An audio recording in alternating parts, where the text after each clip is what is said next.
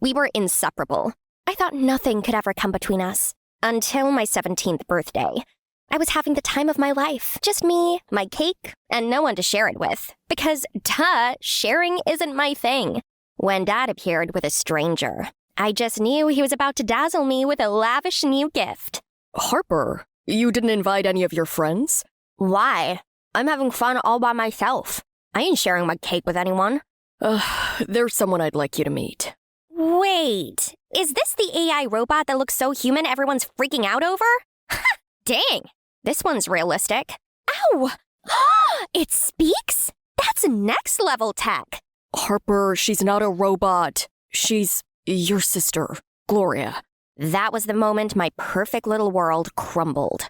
Gloria was his first daughter, from a woman he dated before my mom. She was 8 years older, already a lawyer, and apparently she was here to stay. She was calm, polite, poised. Even our servants adored her because she used big words and didn't cry over a broken nail. But the worst part? She acted like she belonged. You're not eating. Don't you like the food? It's you I don't like. Your face is ruining my appetite. Harper! No, Dad. When is Gorilla leaving this house? Because I just can't stand her. It's her house as much as yours. And her name is Gloria. Ugh! Then I stormed off in frustration. From that moment on, I made it my life's mission to get her out of my house. I pulled every dirty trick in the book. I secretly poured glue into Gloria's hairbrush. And her hair got so stuck she had no choice but to cut it off. I even poured cooking oil on the floor, making Gloria slip and fall flat on her back. As if that wasn't enough, I went ahead and spray painted "Get Out" in bold red across Gloria's bedroom wall. She had to sleep elsewhere for a day until the room got repainted. Each time, Dad figured out I was behind it and kept warning me to stop. You're pushing me, Harper. I'm going to do something drastic if you don't quit. But I didn't listen. I had no intention of sharing the title of only child with anyone, even if it meant becoming a true villain. It all exploded when Gloria gave her first presentation at Dad's law firm.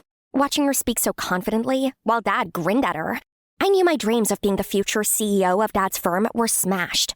I was still in high school. Where would I even begin to compete? So, I activated the fire alarm. Dad's precious boardroom drowned in water. I felt victorious. That is, until I saw Dad's face. I had never seen him so angry before. You did this, Harper. How could you? I've had enough of your childish behavior. Do you know what it took for Gloria to put that presentation together? Seriously, what's the big deal? It was just some stupid presentation. What, Harper? How dare you ruin everyone's effort and time and act like it means nothing? I think it's time I taught you a lesson. I just thought it was one of Dad's empty threats, but clearly, I was wrong when he took me away.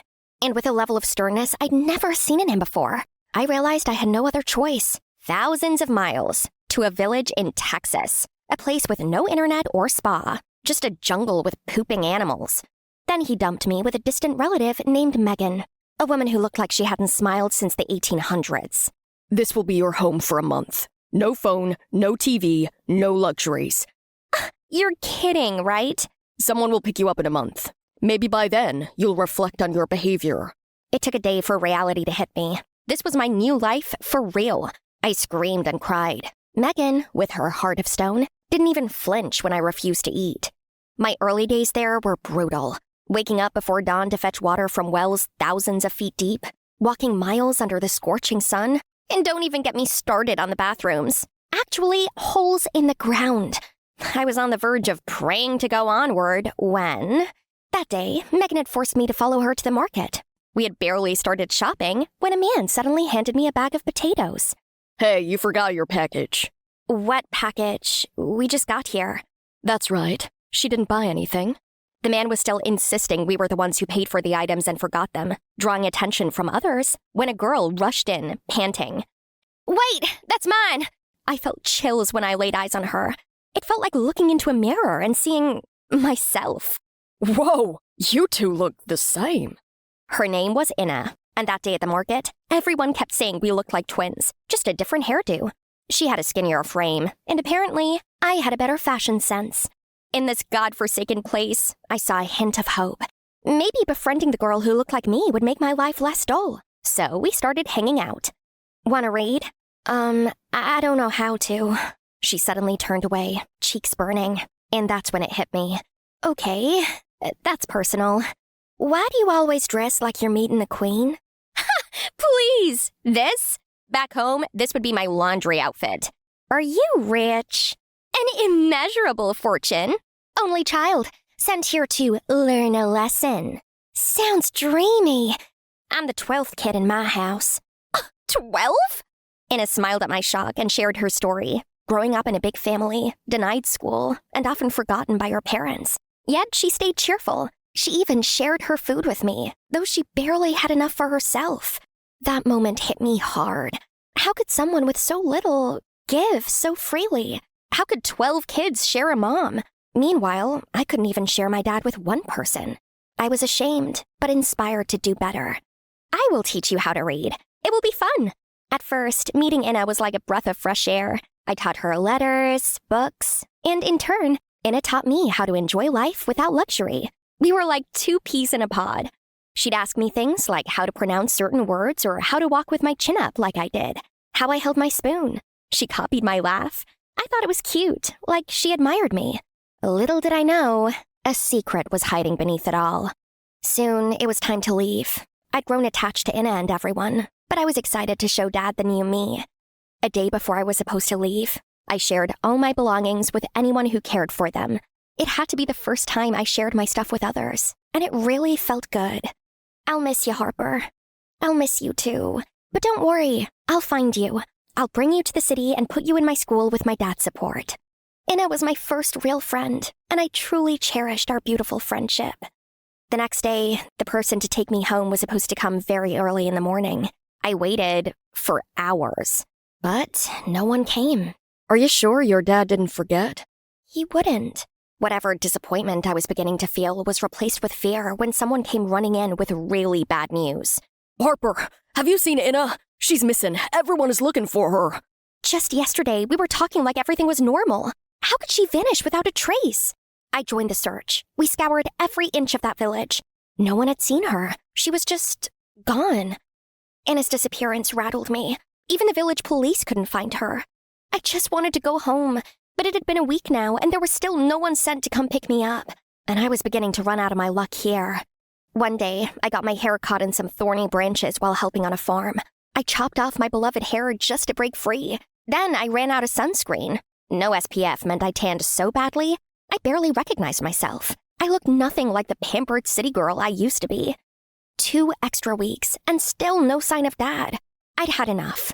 If no one was coming for me, I'd find my own way home.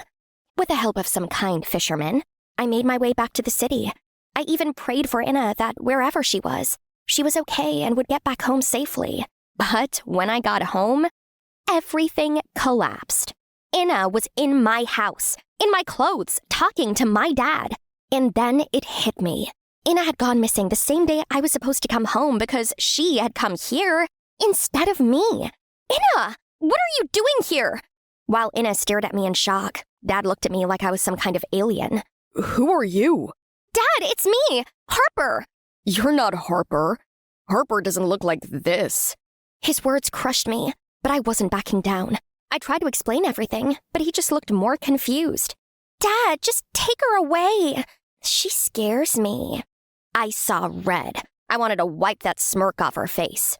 Gloria, call security. There's a crazy girl here claiming to be Harper. This crazy girl is your daughter! Gloria came in then, and when I saw her, I automatically snapped.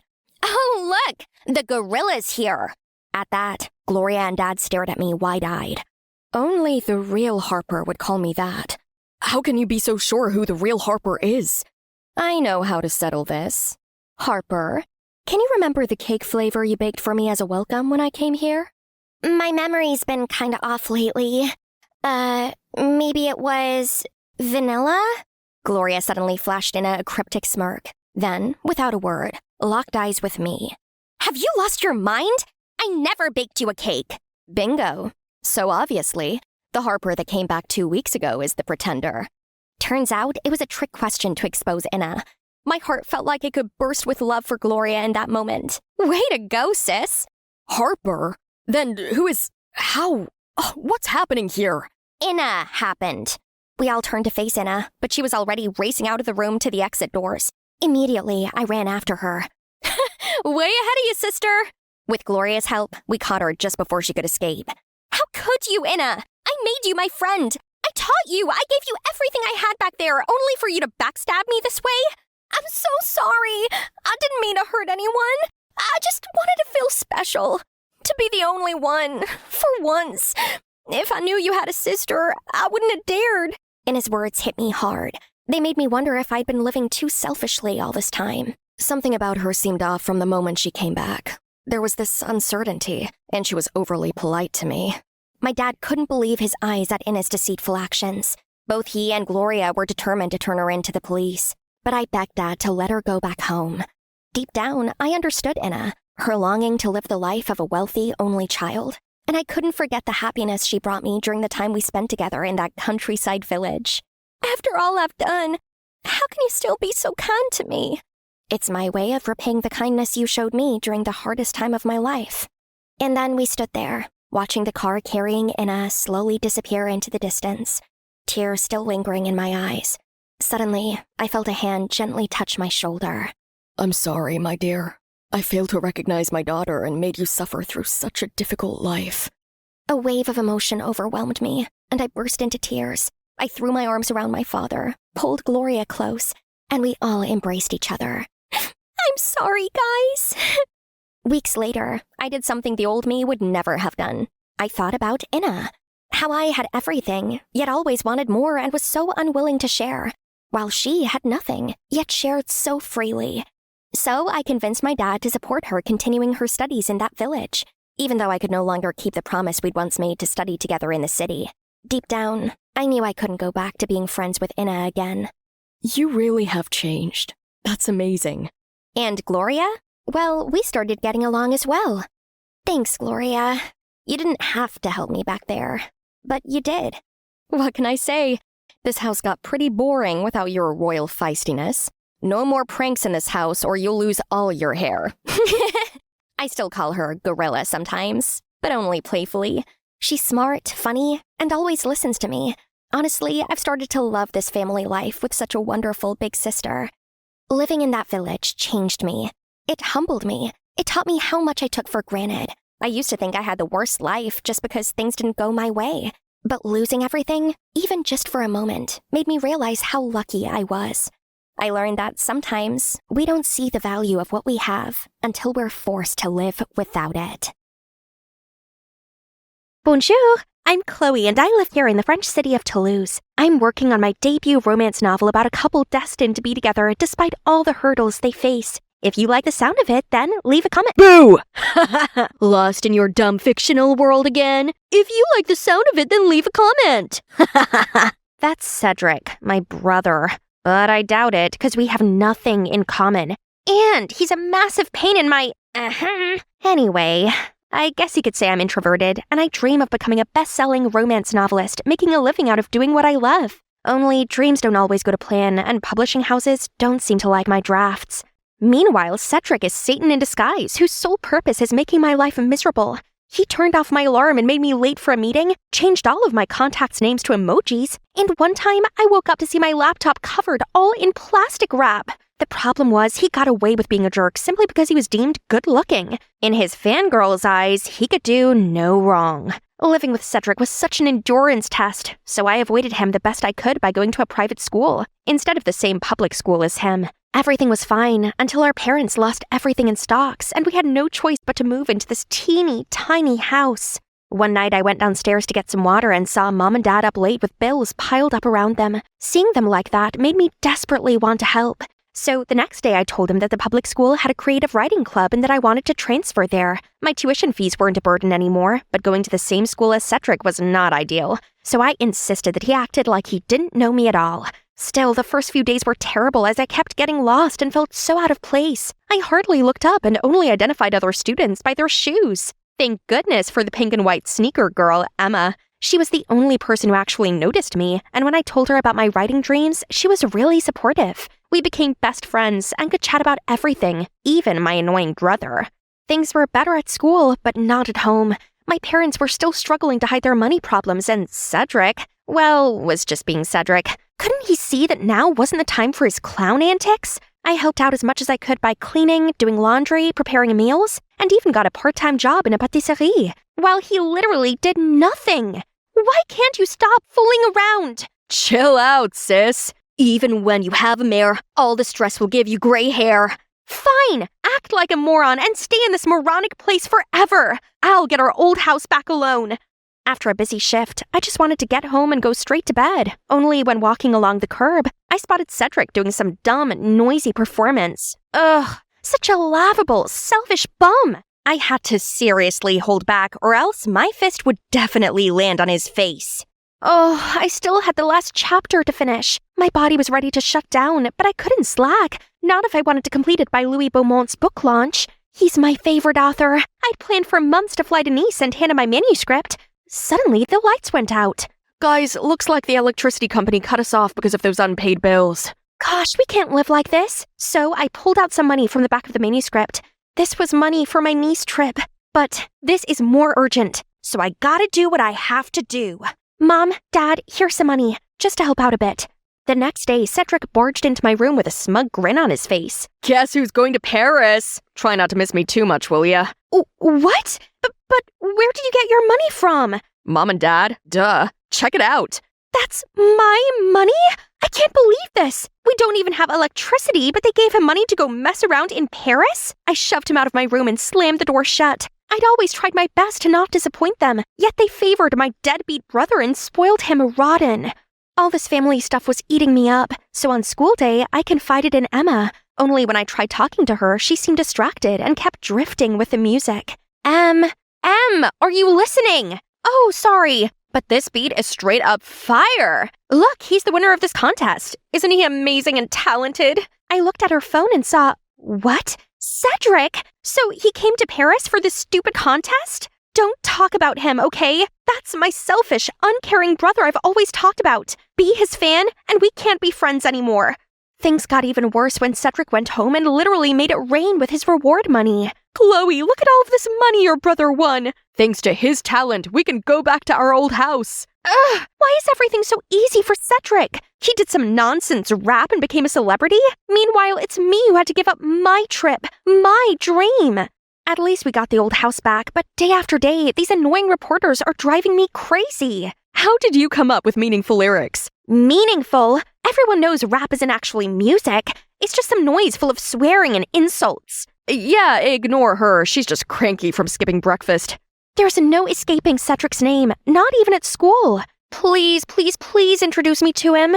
Why are you so obsessed with him? Don't you remember anything I said about how terrible he is? Come on, give his music a try. I can't believe someone who wrote such beautiful lyrics can be as bad as you say he is. Fine. If she wanted to meet him, then I'd grant her that wish. It's about time she saw his true face. I opened the door and showed Emma inside when suddenly we were covered in a cloud of confetti. Why the long face? My grand welcome was the bomb. Do you know how long it would take to clean this mess? This is my brother. An idiot. Idiot brother. But then I turned around to see Emma already soaking up Cedric's every word. I can't take this anymore. My time would be better spent writing. Trembling thoughts, through fear, your eyes will find mine. Love will bind us like a cat's 9 lives. Wow, that's perfect.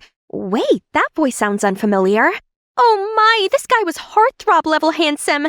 Bonjour, I'm Pierre, Cedric's colleague. Is he home? Yes, let me show you the way. What are you seeking him for?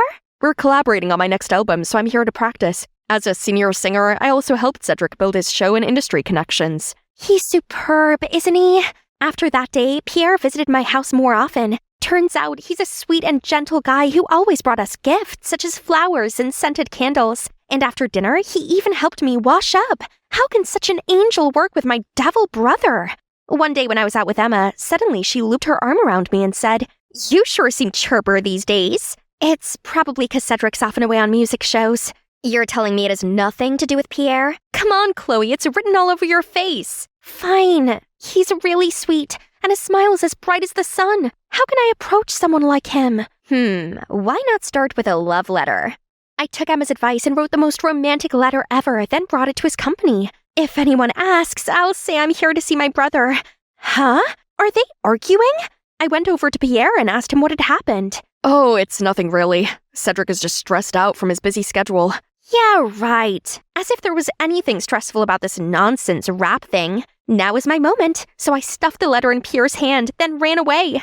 I was still giddy with excitement when I arrived home. Only Cedric ruined my mood by sitting there looking like he'd swallowed a wasp. Oh no, are all showbiz parties too tiring? What a tragedy. Shut it, Chloe. What does a dreamer like you know? Dreamer? At least I'm not a self-centered, shallow idiot. I sacrificed everything so you could go after your dumb rap career, and all you do is act like an ungrateful jerk. Grow up and stop being so childish.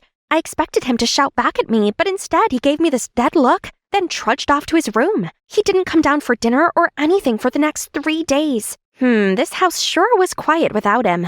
But he's a chill guy and things will go back to normal soon, right? I guess I should just enjoy the peace while I could. The next day, Emma showed up at my house all worked up. Is Cedric here? He didn't answer any texts and calls. Huh? You two are messaging each other? I just wonder if he's okay. How typical of you to talk to him behind my back. To my surprise, Emma just impatiently barred past me and ran up to Cedric's room. Then she reappeared with a note. Cedric's gone. Jeez, how irresponsible and impulsive. He really doesn't care about anyone but himself. Enough! I won't listen to you badmouth your brother anymore. Can't you see he's seriously struggling and showing signs of depression? Who's the one who doesn't care about family here? And you really believe you're better than him? Emma's outburst left me stunned. Is Cedric really depressed? How was I meant to know that when he's always goofing around? That evening, Mom and Dad kept fretting about Cedric's disappearance. He gave his all to help us while we could do nothing to help him. Remember those days he performed on the streets? He gave us all the money he earned, and he always tried to cheer us up when things were down. Cedric only wanted to join the rap contest to win some more money. He was very nervous, but we believed in him, so we gave him the money to enter. Oh God, so I misunderstood him all along? Suddenly I remembered his winning track that Emma insisted that I listen to. I went up to my room and turned it on. It's about us, his beloved family. Turns out he wasn't a deadbeat, idle loser like I thought he was. He always puts on a happy face to lift other spirits while quietly struggling with his own demons. I needed to find him and apologize immediately, so I went to Pierre for help. I had no idea he was struggling so badly. I should have noticed that he was suffering and not overloaded him with work. But there's an important show coming. If Cedric was a no-show, he'd be in breach of his contract and have to pay a huge sum in compensation. Oh no, that's not good. What should we do now? You know what? You look a lot like Cedric. How about you disguise as him? But how? Don't worry, our makeup team is top-notch. Nobody's gonna know. This all sounded crazy, but it seemed like I had no other choice. My family couldn't be in debt again for this. Being this close to Pierre made my heart flutter. He took me for my makeover, then I learned to lip-sync and perform on stage. I even tried to walk and talk like my brother. I felt bad about deceiving his fans, but I couldn't risk Cedric getting into big trouble. It's only a one-time thing. Sometimes I lip-sync too. It's no big deal. I felt a bit confused. Then suddenly, a stage crew member above me accidentally dropped a wrench. It could have knocked me off if Pierre didn't swoop in and save the day. Now, back to practicing, and oh boy, was it hectic. Pierre stayed with me the whole time and was really supportive. We also never stopped trying to look for Cedric together. I felt our connection growing, but couldn't figure out why he hadn't made any move. Maybe my first letter hadn't been clear enough, so I sneaked into Pierre's room and left him another one. Only later that day, I saw him glued to his phone, so I took a glance. Huh? He was messaging somebody with a very cheesy nickname. Right, he wasn't interested because he was already dating someone else. Oh no, I have to reclaim my second letter before humiliating myself. I ran into his room but couldn't find it anywhere. Wait, what's this? Here comes the big night. I was absolutely terrified. Pierre smiled sweetly at me and held my hands. We shared a look, then stepped on stage together. There were so many people out there. My legs felt numb, but then I spotted Emma beaming at me from the front row, and my nerves eased again. I quickly found the beat, then lip-synced and danced perfectly. But halfway through the song, the stage lights suddenly went off and a shadowy figure walked toward me. Cedric! The audience oohed and awed, then clapped in excitement as Cedric continued the rest of the performance. During the break, everyone went backstage and saw Pierre grab Cedric's arm. Cedric, where have you been? We've all been worried sick. Drop the act. You're just using me to make yourself rich, forcing me to do show after show, and when I was exhausted, you pushed lip-syncing onto me. What are you talking about? These shows are to help you gain support. Starting out in this industry is hard. Hey, I even lent you some money to get your house back. You mean the money you used to tie my brother in with his stupid contract? You compelled Cedric to work exclusively with you, performing 2 years for free to clear his debt. But according to these receipts for each show, the money he should have received already exceeded the amount he owed you. What the? Surprised much? Now we have all the evidence against you. So what? Cedric signed it anyway. A contract is a contract. Break it and I'll get you kicked out of the company and make sure you never get any show again. Your whole family will be dirt poor like before. I don't think so. What would the public say if they knew you've been flirting with him all along, and when he rejected you, you manipulated and overworked him until he agreed to date you? How long have you known? Long enough to expose you. Now, you have 2 options. 1, cancel the contract within the next 24 hours and pay my brother the excess money you exploited from him. Or 2, we'll publish what you did and see if you survive in showbiz afterward. I don't hate you for having feelings for me, but this deal is not fair. Pierre looked nervous and angry, then just stormed off. I turned to my annoying, goofy brother and gave him a big hug. I'm sorry for misunderstanding you before. Why didn't you tell us that you borrowed money to get back our house? I know how much you wanted our house back, so I joined the contest, but the prize money wasn't enough. That's when I asked Pierre. Silly me. If you hadn't found the contract and receipts, I would have still believed his lies and worked till exhaustion. So you did get my message. I was about to shut off all connections to the world, but that day I felt super uneasy, so I opened my phone and saw your message. Must be sibling telepathy. One more thing. Emma, you truly helped me find myself again. What do you say? Do you want to be a superstar rapper's girlfriend? Yes, I do. Please keep the lovey-dovey stuff to a minimum in front of me. Luckily, I was spared when a stage crew called Cedric to go back on stage. You know, it's not easy for us artists to have a big platform, literally like the stage. We always have a price to pay for the glory. Because of that, I'm eternally grateful for my amazing family and friends who always have my back. And a big shout out to my sister for being my inspiration for this song. Then he started rapping to my poetry. His rhymes and my poems are flowing, really getting the crowd going. He's a lyrical gymnastic genius. After the show, Cedric received a video from Pierre. Cedric, I'm sorry for taking advantage of you. I like you so much and wanted to keep you close. I'll pay back what I owe you, then take a break from showbiz for a while. I really hope one day you can forgive me. Phew, all that drama was a lot for my introverted self to handle. So now I've treated myself to some me time to recharge. Thanks to Cedric rapping, dozens of my publishers reached out to me for my poems, including those who'd previously rejected me. Gosh, am I seeing it wrong? A mail from Louis Beaumont himself? I can't wait to see him in person. And you, keep working on your dream. Perhaps a secret angel is on the way to bring you a wonderful opportunity. I was tidying up my room when a call came through. Oh, my big sister! She lives with Mom, so I've not seen her in a year. Blair! It's been a hot minute. How have you been? Hi, Kiernan. Well, not so good. Mom left. Oh no! What happened? Then Blair told me it's due to Mom's debts. She had run away from the loan sharks and left my sister behind. That's awful! So I told her to come to Portland and live with us. She agreed to come, but then I realized that Blair staying here wasn't really down to me. Oh well, it's not like I could leave her in danger, right?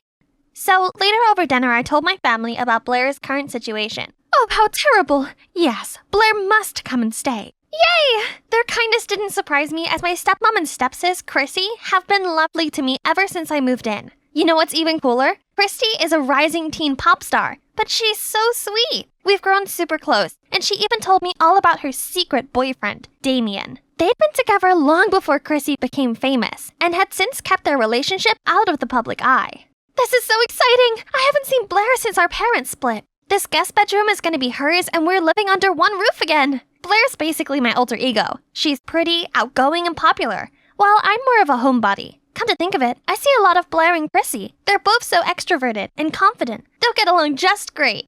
But to everyone's surprise, Blair showed up looking completely different. Wow, it seems like living with Mom, a party animal, had clearly influenced Blair. Hello, Blair. I'm Stacy, and this is my daughter, Chrissy. Welcome to Portland. You must be tired from your trip. Let me take your bag. Sure. Huh? Doesn't it seem like everyone's excited about Blair's arrival, all except for Blair? Maybe she's just tired.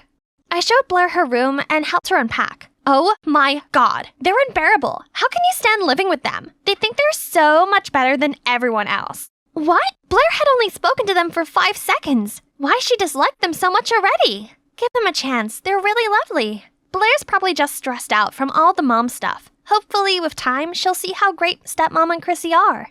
Only things didn't get any better. After class, both Chrissy and Blair came up to me. Hey, wanna hang out? I asked her first. Oh, then we can all go together. Sorry, Chrissy. It's just that we haven't seen each other in ages, and there's a lot of catching up to do. Maybe we can go to Sephora tomorrow to check out that new Anastasia palette you like. Sure, have fun. Then Chrissy left. I'm sure she really wants us all to hang out. Oh, please. She thinks just 'cause she's popular, she can always get her own way. She's mid. Okay, maybe it's best not to mention either of my sisters to one another to avoid World War III. Things went on like that for a while. I took turns to hang out with Blair and Chrissy. Once, when Blair was chilling in my room, I noticed her smiling at her phone. Seemed like our homegirl had finally found something fun to enjoy around here. I excitedly asked her what she was watching. Look, isn't he cute? He goes to our school also. Wait, no, it can't be. That's Damien, Chrissy's secret boyfriend. If Blair learns that the girl she hates is her crush's girlfriend, all hell will break loose. I think I'll ask him out. Really? He's so popular, he must have hundreds of girls wrapped around his finger already. Besides, what if he's not into you? You'll only be rejected and get hurt. What do you mean? Am I not pretty enough? Oh, I see. You think that a popular guy like him is only suitable for your famous, fabulous other sister, Chrissy, don't you? No, that's not what I mean. You're gorgeous. In fact, out of his league. You deserve a guy who has time just for you. So why bother competing for attention from someone like him? Okay, thanks. But he's my type. I'll ask for his number Monday morning. Oh no, I just accidentally encouraged Blair to ask out Chrissy's boyfriend. I can't reveal that Chrissy and Damien are secretly together, but I can't let Blair steal someone else's boyfriend either. What a mess. I tossed and turned all night. Then when I woke up, I decided I'd just have to make Blair stop liking Damien. I don't condone catfishing, but right now it's the only way. Hey there, Blair, right? It's Damien here from math class. What you doing? A few seconds later, Blair replied, Oh my god, I was just thinking about getting your number. Looks like the first steps of my plan are working. I texted Blair as Damien regularly. I made sure he was a man of 1,000 red flags. But for some puzzling reason, Blair seemed smitten with him. I gave him a seriously challengeable temperament. He could throw a tantrum one moment and become sweet the next. Then I photoshopped Damien's selfie into a photo of a messy bedroom, then sent it to Blair. Surely she couldn't abide by a narcissistic, messy guy like him.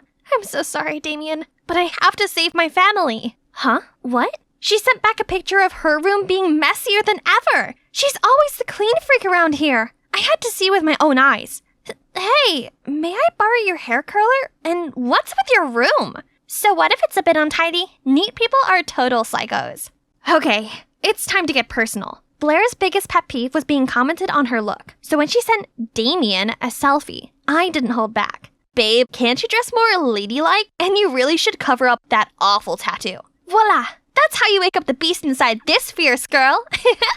However, the next day, Blair showed up with a completely new look. Worse still, she walked straight over to Damien. I had to fake having an emergency to prevent a disaster from happening. Afterward, I texted Blair.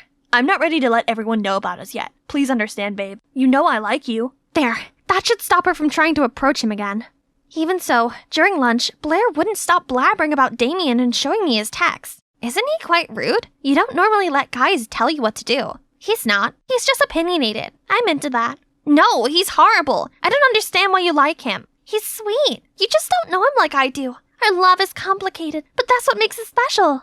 Seriously, you called that love? What do you know? Okay, little Miss Love Guru, if you're really that experienced, make that guy your boyfriend. Succeed, and I'll give out the love of my life. If not, I'll do as I please. What Blair is daring me to do was impossible. That guy, Adrian, is as popular as Damien. While Damien's the friendly one, Adrian is nicknamed Jack Frost due to his icy cold exterior. Rumor has it, no one has ever seen him crack a smile. Surrender? As expected. Then step aside, sister. Not knowing what else to do, I agreed to the bet. This is for Blair, for Chrissy, for Dad's happiness. Hi, Adrian, right? Are you free tonight? Or whenever. He gave me this cold glance, then went back to chatting with Damien.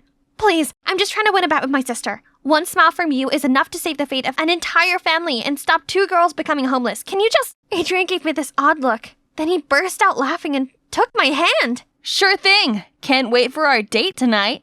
I left in a haze of confusion. That really just happened? Adrian must be messing around. But nope, he actually showed up at my doorstep that evening. This meant I'd won the bet, right? So I called Blair over to show her, but she just brushed it off. That proves nothing. Talk to me when Ice Boy professes his love for you. Man, I guess this means I'm going on a date. The tension in here was palpable, so I decided to break the awkward silence. Hey, where are we going? I mean, this isn't actually a real date, is it? It's definitely real. You insisted. I must have looked so dazed that he continued. Don't worry, I'm not messing with you. Anyway, I think you'll like where I'm taking you. I used to think he was incapable of smiling, but turns out he looks even cuter when he does. A drive-through cinema? Wow! I'd seen these in old movies, but I had no idea it still existed. So, what's the deal with your sister Chrissy? You mentioned the bet? You know that Chrissy is my sister? Of course, it's not exactly hidden. Besides, I'm friends with Chrissy's boyfriend. So, you know? Yep, there's no secrets between me and Damien. And don't worry, I have his back. So, can you answer my question now? I like this different side to Adrian. So before I could stop myself, I told him how the bet wasn't with Chrissy, but with my other sister, Blair. And I was catfishing Blair as Damien to protect my family, but it's barely working. Whoa, that's intense. Secrets make things complicated. Life sure would be easier if we could just be ourselves. So, why did you decide to go on a date with me? Don't you think it's weird? No, not really. Beats how girls normally ask me out. I arrived home feeling on cloud 9, but then I walked past Chrissy's room and saw her upset. I asked her what's going on. It's Damien. He wants us to go public, but I told him I'm not ready yet. I like having this part of me private, and I don't want Damien to be open to backlash and scrutiny. But he didn't understand and thought I was embarrassed of him. Oh, Chrissy, what a pain. Give him time, I'm sure he'll come around. But the school performance is in a few days. How am I supposed to take the stage in this state? I hated seeing Chrissy so downhearted like this, and I thought about Adrian and what he said during our date about honesty. I don't know much about the pressures of fame, but I do know that your feelings for Damien are real. I don't think love is something that you should hide. Honesty is the best policy. It might be hard at first, but you can get through it together. Now, come to my case, I should also follow my own advice and put an end to my catfishing before it gets out of hand. I tried hard to think of the best way to break this to Blair while we were walking to school the next day. After much hesitation, I pulled her aside before entering school for a talk. Only, before I could get to the main part, Damien walked past, and oddly, Blair didn't do so much as to blink. Seeing my confusion, she said, "Yesterday he ignored all of my messages. You're right, I deserve someone better. Anyway, what did you want to tell me?" "Oh, my date with Adrian was amazing. It all happened because of you, so thanks. And sorry about Damien. It's okay." That's strange. Did my smitten sister really just give up that easily? But anyway, at least it's all over now. And I don't even have to come clean anymore. The day of Chrissy's performance arrived. Me, Adrian, and Damien had backstage access. Actually, I'm here for emotional support as Chrissy is about to tell everyone about her relationship with Damien. This is a surprise for Damien too. He just thinks we're here to get a better view of Chrissy. She slays the performance and the audience adored her. Thanks everyone. Thank you so much.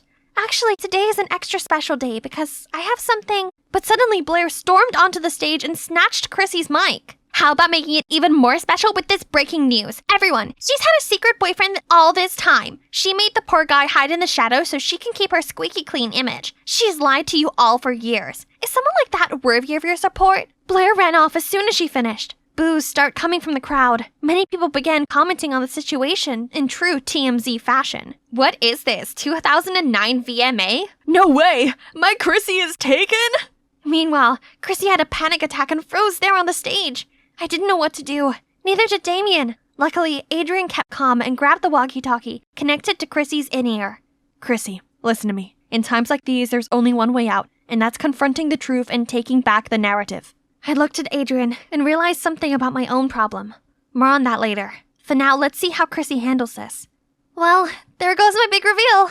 Yes, I'm in a relationship, but I only kept it quiet because I wanted to separate my personal life from my professional one. Being a public figure and a teenager at the same time is not as easy as you might think. So I didn't want to drag my loved one into that life too soon. On reflection, maybe this wasn't the best way to deal with this. I won't hide anything from my fans anymore, and those who truly support me won't judge or speak badly of my decision. Everyone, I want you to meet Damien, my boyfriend. The audience went wild. Aw, this is so cute.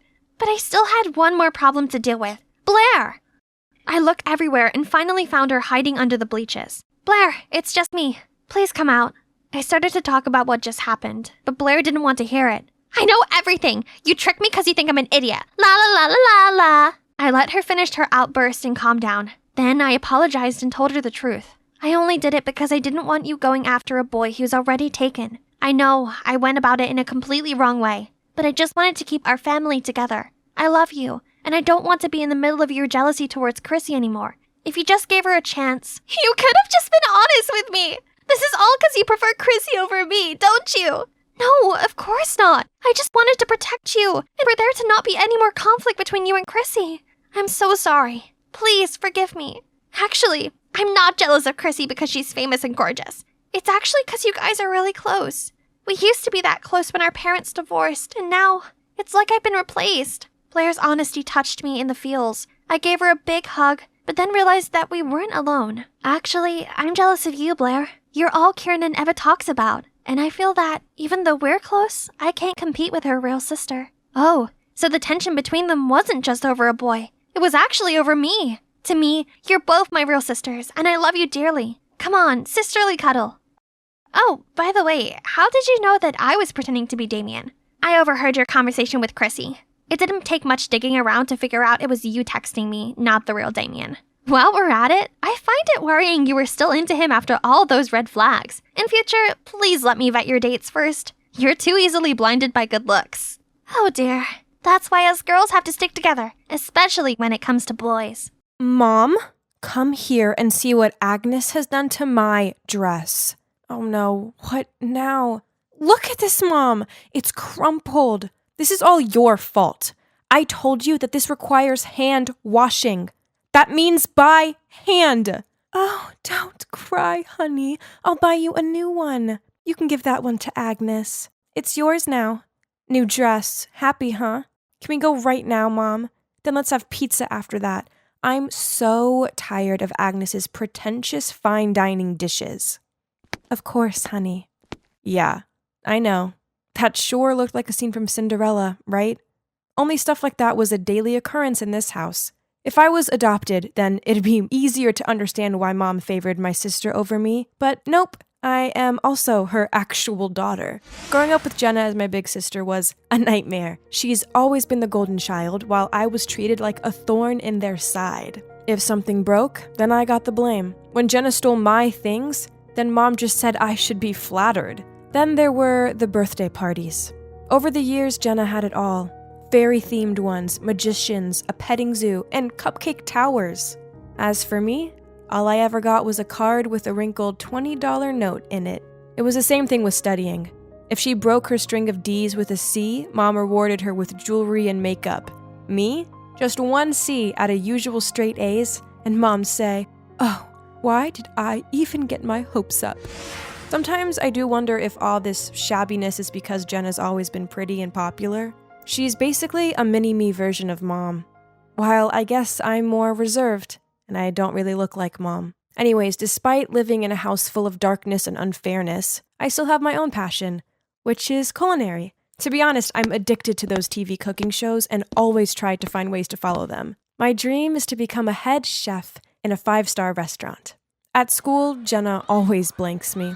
She hangs out with this group of girls who are all obsessed with the same things she is, such as makeup, trendy clothes, and TikTok. Jenna does look gorgeous, so it's not surprising that boys usually buzz around her in the hope of catching her attention. Anyway, forget Jenna, as I have my best friend Ruth right here. Girl, I swear to God, if I were you, I'd tear up some of her clothes just for my own relief. Nice idea, I said while playing with my tray of food as usual. It looks so good. Very appetizing. Startled, I looked up to find a pair of dazzling eyes staring back at me. Hi, I'm Roy. That's very neat-handed of you. Before I could say anything, he winked and turned away to his table. That was close, or else he would have seen my tomato-red face. Looks like someone's on the hot guy's radar. Shut up. He was just being friendly. But no, that night when I got home, Roy in fact did message me. And we had a really long chat. He even asked me to join him for lunch the next day. Yay! This was so exciting. I'd entered the canteen to find Roy was already sitting there waiting for me. But but I quickly spotted Jenna's group passing by, and the last thing I need is trouble from my evil sister. So I was actually thinking of walking away. But right at that moment, Roy grinned and waved over at me. OMG, that hot boy over there is waving at you, Jen. A girl flattered Jenna before I could even answer Roy. Jenna quickly fixed her hair, then smiled awkwardly at him. But he walked straight past her and over to me. Here, for you. What kind of first-class dishes do we have today? I smiled at Roy and had no choice but to sit down with him, ignoring Jenna's furious glare. Despite the awkward Jenna situation, lunch with Roy was amazing. We started hanging out loads more after that. He's cute, funny, and very supportive towards my culinary dreams. Then one day, Roy handed me a cupcake with a frosted heart on it and asked me to be his girlfriend. Yippee! This was so exciting. So, of course I agreed, but only on the condition that we kept our relationship low-key. I'd never had anything of my own before, so if my mom and sister didn't know about us, then they couldn't tarnish it, right? Falling in love is a magical thing. I was just so happy and full of life all of the time. Even doing chores for Mom and Jenna didn't dampen my mood. I thought you were only into cooking. So what, you like laundry now? Pfft, don't tell me you want to be a fashion designer next. I ignored her and carried on with what I was doing. Actually, I ignored all of Mom and Jenna's mocking jibes. The truth was, I was way too happy to let them bother me anymore. Soon, Jenna's 17th birthday party arrived, and this time she insisted on having it at this trendy restaurant in town. All of our relatives and her friends were invited, but I decided not to go. It's not like anyone wanted me there anyway, so I didn't think it'd matter.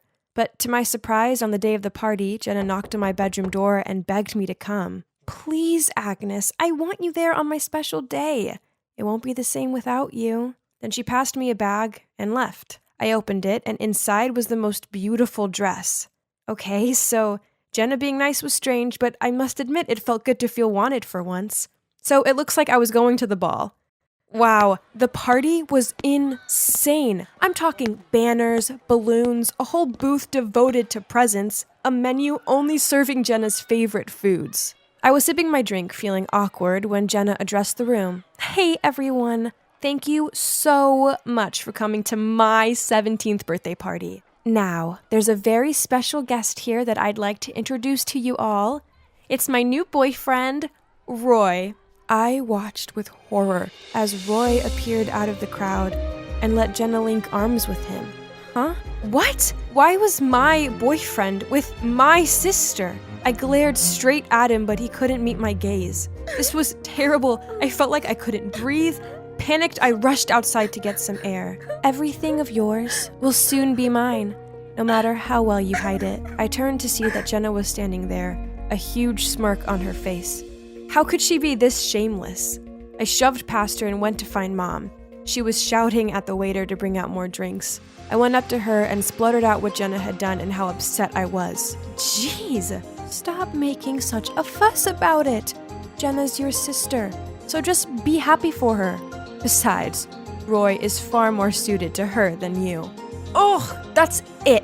I can't stand this selfish family anymore. I'm leaving. Yeah, go. Disappear just like your no-good father did. That night I showed up at Ruth's house with a bag of my stuff and a teary face. But I knew this could only be temporary, so I still looked around for somewhere else to stay. And eventually I applied for a job as a grocery cashier at a 24/7 gas station. Well, at least I had shelter. One night, a drunk man walked in. He didn't look so good. Nothing could lighten a person's mood better than great food, right? The store was quiet, so I took some of the ingredients available and used them to prepare a delicious-looking dish for him. Thank you so much, sweetie. I'm Keith. You have a culinary talent. If you want a better opportunity, come find me. Before I could thank him, he left. Let's see. Bar owner? I wasn't old enough to work in a bar, though. I spent the next month juggling school with work, life, and oh boy, was it exhausting. But when I asked for my salary, my boss laughed in my face, saying that since I was only 16, he could only pay me for far less hours than I'd worked? What? That wasn't fair. I worked my butt off on sometimes 12-hour-long shifts. But when I complained, he threatened to report me for stealing food from the store. Ugh, I'd only taken expired food that couldn't be sold anyway. Feeling bummed out, I just quit, and then left. I wandered around the street for a while, then looked up and found myself standing in front of that man's bar. Well, I had nowhere else to go, so I stepped inside and there was Keith, but, he looked so different. Other than this bar, I also own a fine dining restaurant uptown. If you want, I'd love to train you to become a chef there. Whoa, this was so amazing that I cried with joy. In order to be able to stay overnight at the restaurant, I told him that my parents had passed away and I'd run away from the orphanage. And the man agreed without questioning me twice. Time passed by, and you know what? I loved working at the restaurant. As for Keith, he's such a kind-hearted man. We grew so close, and he became like a father to me. I guess we were two lonely people who helped each other. So it made sense when he asked to adopt me. Then one busy evening, I was taking food to a table, but then I stopped dead. Sitting there were Jenna and Roy. On seeing me, Jenna sneered out, "Oh, you work here? Now that explains why my appetizers were gross." Roy looked embarrassed and begged her to be quiet, which only made her worse. Then seeing what was going on, Alistair, the restaurant supervisor, came to my defense. But it only made Jenna even more heated. "Isn't the customer always king? Why are you defending that dumb girl?" "Miss, this is a fine dining restaurant. Please mind your manners. Agnes here is not only a very talented chef, but she's the owner's daughter, which makes her my boss. So I think I'm within my rights to defend my superiors." Jenna rolled her eyes at me, then walked away in anger, not forgetting to reply, "Just you wait, Agnes." Then, seeing my glum face, Alistair invited me out for ice cream after work. Keith happily told us to go and said he'd close the restaurant. As I was licking my ice cream, I noticed people around us shout, "Fire! Fire!" So I pulled Alistair's hand and ran after them. As the flames came into view, my heart sank when I realized they were coming from... It was the restaurant. Oh no, Keith was still in there. Without giving it a second thought, I charged in there to find him. It was so smoky and impossible to see, but I couldn't give up. Suddenly, I started to go dizzy and lightheaded. Then an arm grabbed me and pulled me out. It was Alistair, and standing next to him was Keith. Phew. A few days later, the police called Keith. They'd found the culprit who started the fire.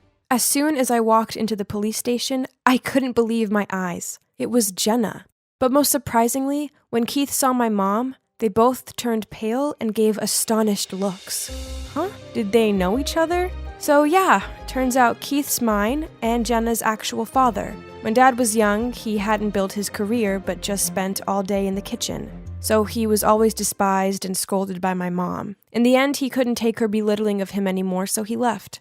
Only unbeknown to him, Mom was pregnant with me at the time. So the story she said about Dad running off with his mistress was all lies. I got it now. She despised me because I took after my dad, not her. As soon as Jenna realized he was our dad and he was rich, she put on her little Miss Sweet act and begged for him to be her dad again. But he just gave her a stern look and said, "That fire of yours could have killed us all. Now you have to live with that." Then he took my arm and led me out of there. I always believed my life would one day be better, but I never imagined it'd be as good as this. I now have an amazing dad, a job I'm passionate about, and people who generally care about me by my side. It just goes to show that everything works out perfectly in the end. I entered the apartment to see 4 sets of eyes gawping at me. Hang on, I know Ned and Philip from my math class. And the girl currently giving me a snooty look while twirling her hair around her finger was Jessica. Well, I didn't actually know her, but her wealthy and snobbish reputation preceded her. Then lastly was that emo kid. What was his name again? Deciding to break the uncomfortable silence, I said, "Oh, hey, so guess you guys are also in detention?" No one replied, though they surely heard me. Whoa, okay. This atmosphere was tense, and I thought I'd always been the awkward one. Honestly, I don't even know why I'm being made to do this weird detention. All I did was accidentally and poorly throw the dodgeball in the gym teacher's face. Then, when I was about to apologize, my tongue slipped. But, aren't you supposed to be the toughest since you're the gym teacher? I mumbled. Naturally, she was livid. So I ended up in the principal's office, and he handed me a piece of paper with an apartment address on it and said, "Go here for your detention. You'll stay here until you've learned your lesson." Huh? What type of unspecific instructions were those? Before I could ask him any more, he shooed me out of his office. Now, here I am in this random apartment with these untalkative kids. As I looked at them, I couldn't help but wonder what they'd done to end up here, especially when Ned was an excellent student. Did he make the wrong move in the chess club or something? We continued the whole staring at each other in silence routine. But then the door burst open and stormed in Gwen, our school's resident carefree tomboy. She sneered out, "Good evening, babies." Great! Now I was stuck sharing a living space with a girl renowned for playing pranks such as toilet papering the principal's car and filling the biology lab with live frogs. But seriously, how were we at her truancy level? Let's see who we have here. Gwen rubbed her hands as she walked around and stared at us. Princess Jessica? Oof, how come? She raised an eyebrow and grinned sarcastically. Just sit down and shut up. Gwen gave him a dirty look. This isn't basketball. You're not the captain here, jock. Then she squared up to him. Ned turned pale. Jessica rolled her eyes, and the emo boy, well, he was busy sketching something and clearly chose to ignore our existence. We'd only been here for less than an hour, and the last thing we needed was a fist fight, so I stepped in between them. Pulling a wry face, Gwen said, "What's this? Little Miss Friendly?" Look, we're all stuck here and we don't know for how long, so let's at least try to be civil. Let's try talking it out. So, I'm Ashley, and I'm here because of a misunderstanding with a gym teacher and a dodgeball. Geez, nobody cares. I can't believe I have to be here with these people. Jessica stood up and left. Pff, I'm with Miss Popular on this one. Ned sneered before he also left. And the emo boy, too. Then Gwen rasped and disappeared. There was only Philip and me left in the room. He was meant to be handsome and stuff, but looking at him now, I didn't think so. Ugh, this awkward silence was insufferable. This was just like that movie, The Breakfast Club, but much worse, and in much longer time. Who on earth had to pack clothes for detention? I had no idea how long I had to stay here for. So I decided to go to bed. I walked into the girls' room to see that both of the beds next to the window were already occupied. Bummer, they'd taken the best spots. I reluctantly got into the only bed left and hoped that tomorrow wouldn't suck as much as today had. The next morning, I woke up to yelling. Huh? I rubbed my eyes and yawned. It was still far too early. I went out into the corridor to see what was going on and saw Jessica and Ned arguing over the apartment's only bathroom. Jessica wanted to apply her makeup while Ned really needed to go. Then Philip watched on and butted in on occasion to say something dumb. Why don't you use some of your nerdy mathematics to solve your problem? The only reason you need to spend so long applying makeup is because you're ugly. Ooh, burn! Philip laughed. Suddenly, the bathroom door slammed shut. They rushed over to it and tried opening it to no avail. 10 minutes later, the emo kid stepped out. Jessica screamed at him. How dare you! My personal stuff is still in there. I watched on, wide-eyed. OMG, these people were ridiculous. How was I meant to live with them? In the end, we eventually came to an agreement about the bathroom's rule. It was first come, first serve, but each of us could only have the throne for a max 15 minutes. Being in such a small space with people I barely knew was always going to be problematic, but not having our phones as a distraction made it so much harder. We had one TV, but there's only one lousy channel on it. No one cleaned up, no one seemed to get along. Ugh, seriously? When will this end? All of the constant dirt and arguing was driving me nuts. But then the final straw was this one time when I was washing my face, the cleansing foam accidentally got into my eyes to wipe it out. But to my horror, when I opened my eyes, so I quickly reached for a towel, I saw myself holding someone's sock instead. Yuck! After that, I gathered everyone and threw the sock onto the floor and said, "We need to sort out order, as I can't live like this anymore. It's gross." Jessica snorted. Who are you to boss around? No one cares what you think. Before I even had a chance to say anything back, Ned piped in that Jessica was just a dumb rich girl who never lifted a finger. Then Gwen jumped up to her feet and started shouting for no reason. Philip gave me this smirky know-it-all look that made me want to scream. Then he actually lobbed a basketball at me, which almost took my head off. Then, ignoring the others, I started shouting at him. The only one who stayed quiet was the emo boy. "You aren't even that pretty. In fact, I've seen more attractive slugs," I heard Ned say to Jessica. That was a bit much, wasn't it? I mean, it was obvious Ned only teases Jessica because he has a huge crush on her. Jessica huffed as she tossed her hair behind her back, then stormed off to her room. Man, this place sucks. At least lunchtime had arrived, so I made myself a delicious-looking burger, then quickly went to the bathroom. When I returned, I couldn't believe it.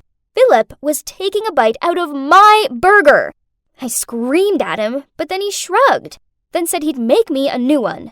And like a decade later, my replacement lunch finally arrived, and Philip was smiling at me strangely and watched on as I bit into it.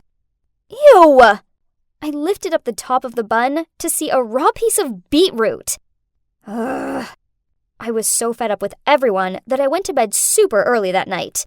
Only when I woke up the next day, both Jessica and Gwen burst out laughing at me. I hurried to the bathroom and checked out my face. Oh no. Turns out someone had drawn on my pillow, and now I had ink all over my face. I had to scrub my face for ages to get it off. Then Philip wouldn't quit laughing at me. I knew he was responsible. Ugh! Such a jerk! And on the other hand, we also had the emo kid that I was seriously getting sick of. He never said or did anything. Instead, he just sat there, usually wearing his stompy boots and looking all moody. I mean, why wear those sweaty-looking boots when he's stuck inside? It was about time he spoke up, so I came up with a prank to get him talking. When the emo kid was in the shower, Ned and I filled his beloved boots with mayo. A little later, I heard some loud thump. Then the emo kid did a weird walk across the room with his foot covered in mayo, while clutching one of his boots. "Have you lost your mind?" he shouted. And not gonna lie, I was intimidated by this other side of him. Then out of nowhere, Jessica appeared. She turned to me and shoved my shoulder. "That was too much, don't you think?"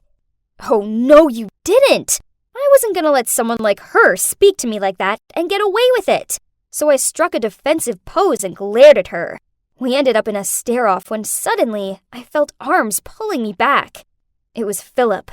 I tried flailing free of his grip, which caused him to lose his balance, and he accidentally elbowed Gwen. "Oh, you're done, Jock!" Soon, Jessica and I were pulling each other's hair, and Gwen and Philip were shoving each other. It was mayhem. "Stop! All of you!" It was the emo kid. He glared at us with rage. "You're acting like immature brats!" Well, that was unexpected, but I guess it worked, as a few seconds later, we started cleaning up the mess we'd made. We knew something needed to change, so at dinner, we all sat around the table and tried to sort things out. The others were all staring down at their food and not talking, so I decided to go first. So, I'm here because I don't always react well to certain situations. I don't know, I guess I find it hard to make friends. I trailed off. Then Ned spoke up. "The only word my mom seems to know nowadays is study, study, study. I feel like all I am to her is a grade. So when I got a B in English Lit, I ripped it up in front of the teacher. That's the story." Jessica flicked back her hair, then said, "Try having all the money you could ever want, but the most neglectful parents ever. I bet they still haven't noticed that I've been stuck here with you losers for days now, just because I told some girl her skirt was hideous. I was doing her a favor. Poof." Then Philip blurted out, "My father wanted me to be strong and manly just like him. I don't want to be like him, but I'm worried I will be, and that I won't be able to do anything about it. So I skipped basketball practice, got into an argument with coach and my dad, and now I'm in the weirdest detention ever." Gwen sneered. "Least your dad's around. Mine does month-long disappearing acts. And my mom's dead. Oh, and I'm here because I put paint in some clown's locker. Serves them right for bad-mouthing me." Her words were followed by an intense silence. Awkward. But I felt like I understood everyone a little better now. Oh, but hang on. The emo kid hadn't said anything. Hey, you. I looked at him. So, what's your story? He shrugged, and I didn't think he was going to talk, but then in a quiet voice he said, I'm Stan. I never knew my dad. My mom isn't around, so I live with my grandparents. I'm here because I ignored the principal, but only because I had earphones in. Oh, I muttered out. Look, I'm sorry about your boots. I'll help you clean them if you like. Stan nodded. Jessica was right. I had been a bit harsh on him. Then Ned gave this awkward smile and said, Jessica, I know I've been a jerk to you, but it's only because I like you. Jessica didn't do so much as flinch. She still kept studying her nails. Probably because having boys smitten over her was already a part of her daily routine. Well, I might like someone too. Phil stretched his arms behind his chair. I guess I like winding her up. He looked directly at me. I felt myself blushing, and I had this weird fluttering feeling in my stomach. But why? My heart started racing. Now what was I meant to do? It's me again, Ashley. And yep, you guessed it. I was still stuck in this apartment with these annoying kids.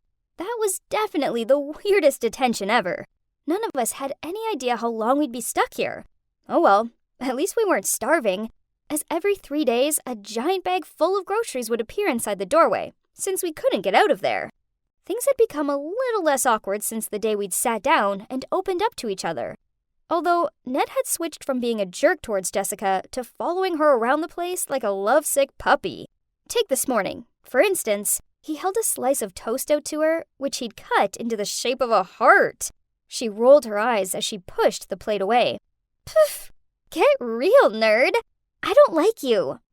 He took a bite of the toast, then in between chewing said, You'll soon change your mind. I'm Sin 2X and you're Coast 2X. So together, we're one. I had to admit, watching Ned try and fail to win Jessica's heart was amusing. But unfortunately, I had my own guy-shaped issue to deal with. Philip. He wasn't winding me up anymore. Instead, he was being nice to me. He even lent me his hoodie after I spilled jam on mine. This nice version of him would take some getting used to. Now we just needed Gwen and Stan to become a couple, and things would be even more interesting. But they barely look at each other. Lucky them, as Philip was really starting to bug me. Can you believe that he actually sprayed my favorite t-shirt with his aftershave? It stank and made me sneeze. Achoo!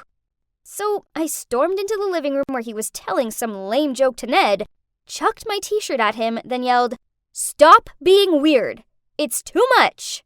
He just gave me this soppy grin and replied, It's so I'm always on your mind. Ugh, I wasn't in the mood for this, so I returned to my room and sulked there for the rest of the day.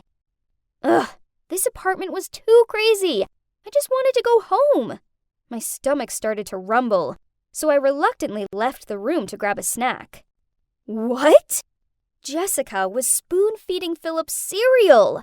Ned was sulking in the corner of the room, and Gwen was mimicking Jessica's actions with Stan, who now had mushed up cereal all over his face. Jeez, Philip thought he was so handsome that he could get any girl he wanted. Well, he sure moved on fast. Fine, I'd show him. I squeezed in between Gwen and Stan and touched his hair. Your hair, Stan. I've never known it is so glossy. I put my hand on my chin and looked at him with adoring eyes. And in my cutest voice, I asked him, Would you like me to make you some French toast? Stan gave me this petrified look and tried squirming away from me. Then Philip and Jessica walked over, and he frowned at me. Come on, Ash. You and the emo? Really? Gwen snorted. Oh yeah, it's better than a pretty doll and a jock. Oh wait, actually, you two are perfect for each other. Stan quietly laughed to himself, then muttered out, Right, dumb people should be together. Suddenly, Jessica burst into tears. What? why was she crying? Everyone fell silent and looked at her.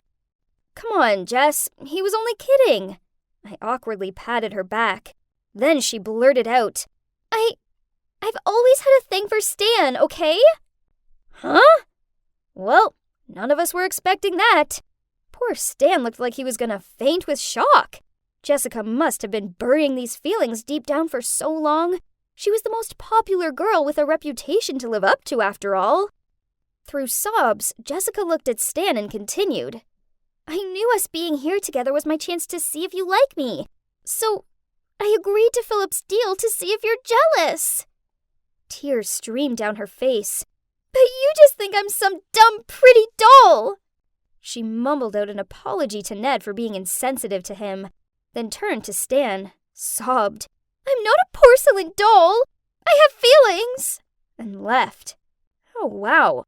I didn't see that coming. I guess I feel kind of bad for her. And also guilty. But hold up. Philip's deal? Oh, so he pulled that out to make me jealous too? That night, we had another meeting. Yawn. This one was as dull as it sounds. Well, until we started discussing the meaning behind this detention. Hey, since when did detentions go on for this long? It's been 2 weeks already. Ned looked concerned. We all agreed. We'd learned how to live in some sort of harmony together, but still, we need to go outside. Also, my family would be worrying, right? There's two, I hope. Then the next morning, Philip was trying to de-jam the air vent in the kitchen when he waved us all over. He pointed up at something small with a tiny red light on it. Ned and he took it down. It was a camera.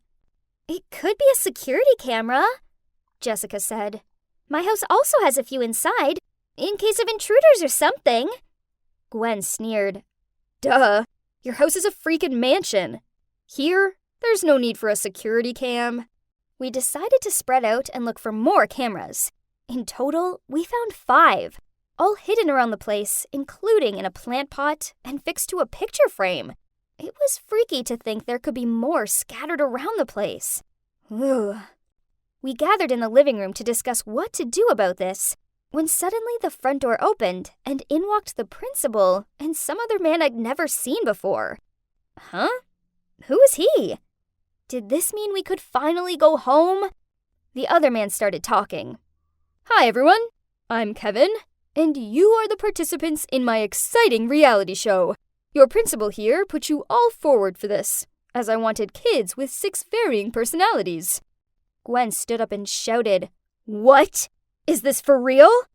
I added, There's no way my parents would have agreed to this. They did, the principal grinned. They signed the documents. They all think you are at training camp. Kevin added, Keep up the good work, guys. The viewers are loving all this drama and attitude. Jessica screamed out, You can't do this! It isn't right! We'll keep you here for some more time to see how this project goes. Don't worry, you'll all get scholarships after this. That is, as long as you cooperate. We watched as they took away the cameras we'd found. And, yep, you guessed it, they locked the door behind them. Then we gathered in the spot in the kitchen, which didn't have any cameras in it, and whispered about what we should do next. Ned suggested, I've done my calculations, and if we join all our clothes together, we can climb down from the window. We were about 4 floors up, so guess this was possible. Under Ned's instruction, we all wet our clothes before we joined them, as apparently this would make them less likely to tear. I'll go, Philip added.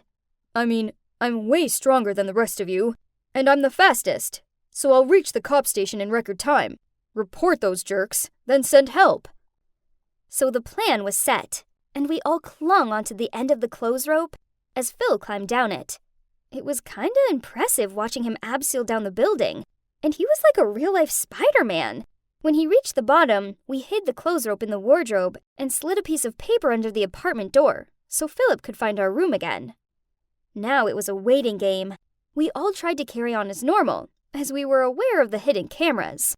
Suddenly, the door barged open, and in walked the principal, Kevin, and 4 massive dudes. Oh no! Jessica frightenedly whispered. Those men instantly started collecting our stuff. When one of them picked up Gwen's hat, she charged at him. "Get off of my stuff, creep!" The man grabbed her around the waist with one arm and pulled her across the room. She thrashed, kicked, and screamed. She might have been big, but she's still a teenage girl, so she was no match for him. Jessica, Ned, and I all clustered together, not knowing what to do. Only Stan seemed to keep his quiet and calm.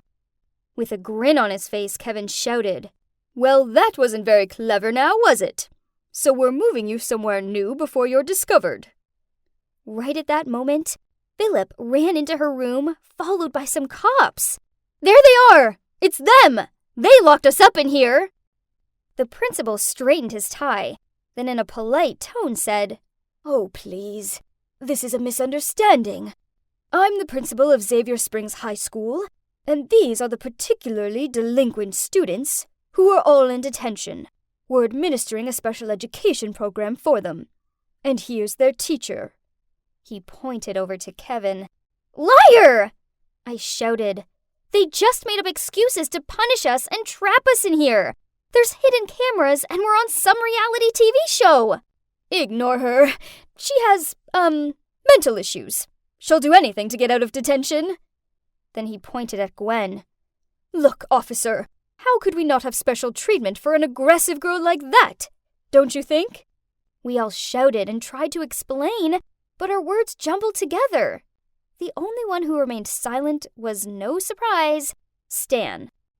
The cops searched around, but found nothing. They thought we were only unruly teens trying to bail on detention. They were about to leave when Stan calmly walked over to them, pulled out one of the cameras we'd found the other day from his pocket, and passed it to them. Then, Stan, still without any words, pulled out a vintage recorder, pressed the button, and we all heard the whole conversation about TV shows and the principal's threats. Whoa! Nice work, Stan! The cops instantly arrested them, and we were taken back to our families, who all sobbed with joy on our return. So, what came next? Well, my high school got a new principal, and this one hasn't given me detention. Yet. The former principal and Kevin and his whole crew are in serious trouble with the cops. Looks like they might end up in jail. As for the 6 of us, well, we formed an unbreakable friendship. Philip got a sports scholarship, and I'm super proud of him. He also told his dad how he was feeling, and they sorted things out. Ned finally stood up for himself to his parents, and now they're trying to be more understanding. He also has a girlfriend, and just won first prize of the state in physics. The nerd. Jessica and Stan are an official couple, and they don't care what other people think of them. They're actually super cute together. But shush! Don't tell them I said that. Gwen decided to leave this town and go study at an all-girls boarding school. She just started dating a girl there named Claire. She sounds really happy. We're all glad to hear. So, I guess Miss Tough Cookie has a soft side after all. And me? Well, I went from a lonely and awkward girl to having 5 unlikely best friends and a wonderful boyfriend. Yep, I'm now with Philip. Guess being in detention wasn't so bad after all. Cheers! Earth to Autumn, quit staring at my lame-o brother and listen to me. I turned and looked at her. Boy, I hope I wasn't blushing. Yeah, sorry, I muttered out. She shook her head at me. Brr, it's gotten so cold. She wrapped her jacket tighter around her. Anyway, y'all excited for my sleepover this weekend? So you're still bringing your suitcase full of your cool Chicago clothes along, right? Sure, it'll be all yours. I smiled, unable to stop myself from trying to spot her brother out of the corner of my eye. And you promise you'll set up alone time for me and Seth whenever I winked at you? I confirmed. Course, you can count on me. Just no kissing in front of me. Yuck. So I'm Autumn, and I'm a Chicago girl now living in small-town Texas. You see, after the first lockdown was lifted, we moved here so my parents could take care of my granny. Now I'm at a new school, but luckily for me, everyone seems nice. Especially this girl who sits next to me in French class, Lillian. She's never been out of Texas. so she loves hearing my stories about the Sky Deck and the Lollapalooza Festival. Better still, she has the hottest twin brother ever called Seth. He's cuter than Justin Bieber. I could just stare at him all day. Texas is known for lots of things. Scorching hot weather, barbecues, and rodeos. But snow is not one of them. Weirdly, this winter, a snowstorm was expected. And naturally, Lillian was as excited as a little kid on the eve of her birthday. Ugh, to cold weather. I was done with it. But I could hardly turn down a sleepover when Seth would be there, could I? This was the perfect opportunity to get closer to him. I mean, no single guy could reject a girl who confesses their feelings on the first snow day, especially not one from sunny Texas. I could be his real-life snow princess. Lillian then started rambling on about all her weekend plans. Her over-the-top anticipation was so funny. I mean, it was only snow, but I suppose for a girl who didn't even own rain boots, this was as important an occasion as Thanksgiving. I might not have been a jitterbug of excitement at the thought of seeing snow, but I was eager, and albeit a little nervous, to see Seth. We all would spend a weekend together in Lillian's family's holiday cottage, and no parents around. Yep, an adult-free zone. That sounds like heaven, right? That morning, Trevor and Lillian came to pick me up. Lillian was extra hyped upon seeing my massive suitcase of winter clothes that I've promised her, and she alone was able to throw it in the car's trunk with zero struggle. She must love it a lot, huh? Oh yeah, sorry. I forgot to mention Trevor. He's this nerdy boy in our class, as well as a good friend of Seth. Everyone knows he has a crush on Lillian, but it's obvious she doesn't like him. She just wanted an errand boy, so it wasn't too surprising that he would join us on this occasion, and that he would voluntarily drive Lillian, and me too, I guess, to the place. Okay, before you ask, Seth has already arrived at the cottage since he had to bring over food and prepping stuff. So, don't worry, you'll get to meet your Prince Charming soon. Lillian playfully nudged me. I tried my best to pretend to be unfazed by her joke, but just the thought of Seth made my heart race all over again. We arrived at a beautiful wooden house just outside of town. I excitedly opened the door and ventured inside, trying to find Seth. Oh, there he was, out in the backyard, toasting marshmallows. And how adorable he looked in that sweater. But, oh, he wasn't alone. Another girl was sitting next to him. Seeing my confusion, Lillian led me outside. Autumn, this is our cousin, Charlie. Lillian pointed at the girl. And here is Seth, in case you didn't know. She teased me. Jesus, Lillian, keep it low-key. She left me as red as a tomato again. Then she winked at me and shooed us two to go inside to prepare drinks and salad, while she and Trevor took care of the barbecue. So we did. And then I even helped Seth decorate the place with these cute twinkling lights. Romantic, right? Well, it would have been if Charlie wasn't here. She wouldn't leave him alone for a second. She didn't help out. She just sat there painting her nails. Ugh, jeez, couldn't she get the hint? So when Seth went to the bathroom, I walked up to her, and forcing a smile, I said, Hey, it's boring in here. Why don't you go outside? Nah, I'm good. She studied her newly painted nails. Lillian needs private time with her friend. Besides, Seth isn't comfortable around strangers. What? I went to the same school as him, so I was hardly a stranger. This girl was ruining my plans. Ugh, no, she was ruining my life. So far, my night wasn't exactly going to plan. Not only wouldn't Charlie let me anywhere near Seth, but she was acting weird around him. She actually took the bun off his burger and squirted sauce on it. Jeez, what was she, his mom? Then there was Trevor, who looked absolutely petrified as Lillian, on being attacked by some insect, clung to his arm. Huh? I thought he liked her. Whatever. I needed alone time with Seth, so I winked over at Lillian, but she just gave me this vacant look. I tried kicking her under the table, but she moved her foot away and still seemed oblivious. I'd had enough of this, so I went inside to make a hot chocolate. I heard footsteps behind me. Thinking it was Seth, I turned around ready to flirt. But, oh, it was just Trevor. When you go back over to your sweet Lillian, please tell her I don't have something in my eye. Instead, I was trying to make eye contact with her. Trevor grumbled out, "Tell her yourself. She's not my Lillian. I came here for another reason." Hey, why so grumpy all of a sudden? Jeez, I was just joking. He paused for a moment before he said, Autumn, I like you, but Lillian just told me you like Seth, so I can't wait. Confused, I replied, "Hold on, so you're telling me that you like me, not Lillian?" "Yeah, but your Seth plan will never work." "Enough. I don't like you, now leave me alone." I stormed off, ready to impress the guy I actually like, instead of wasting my time with this nerd. Lillian's voice outside stopped me. "What were you thinking? Why did you kiss Charlie?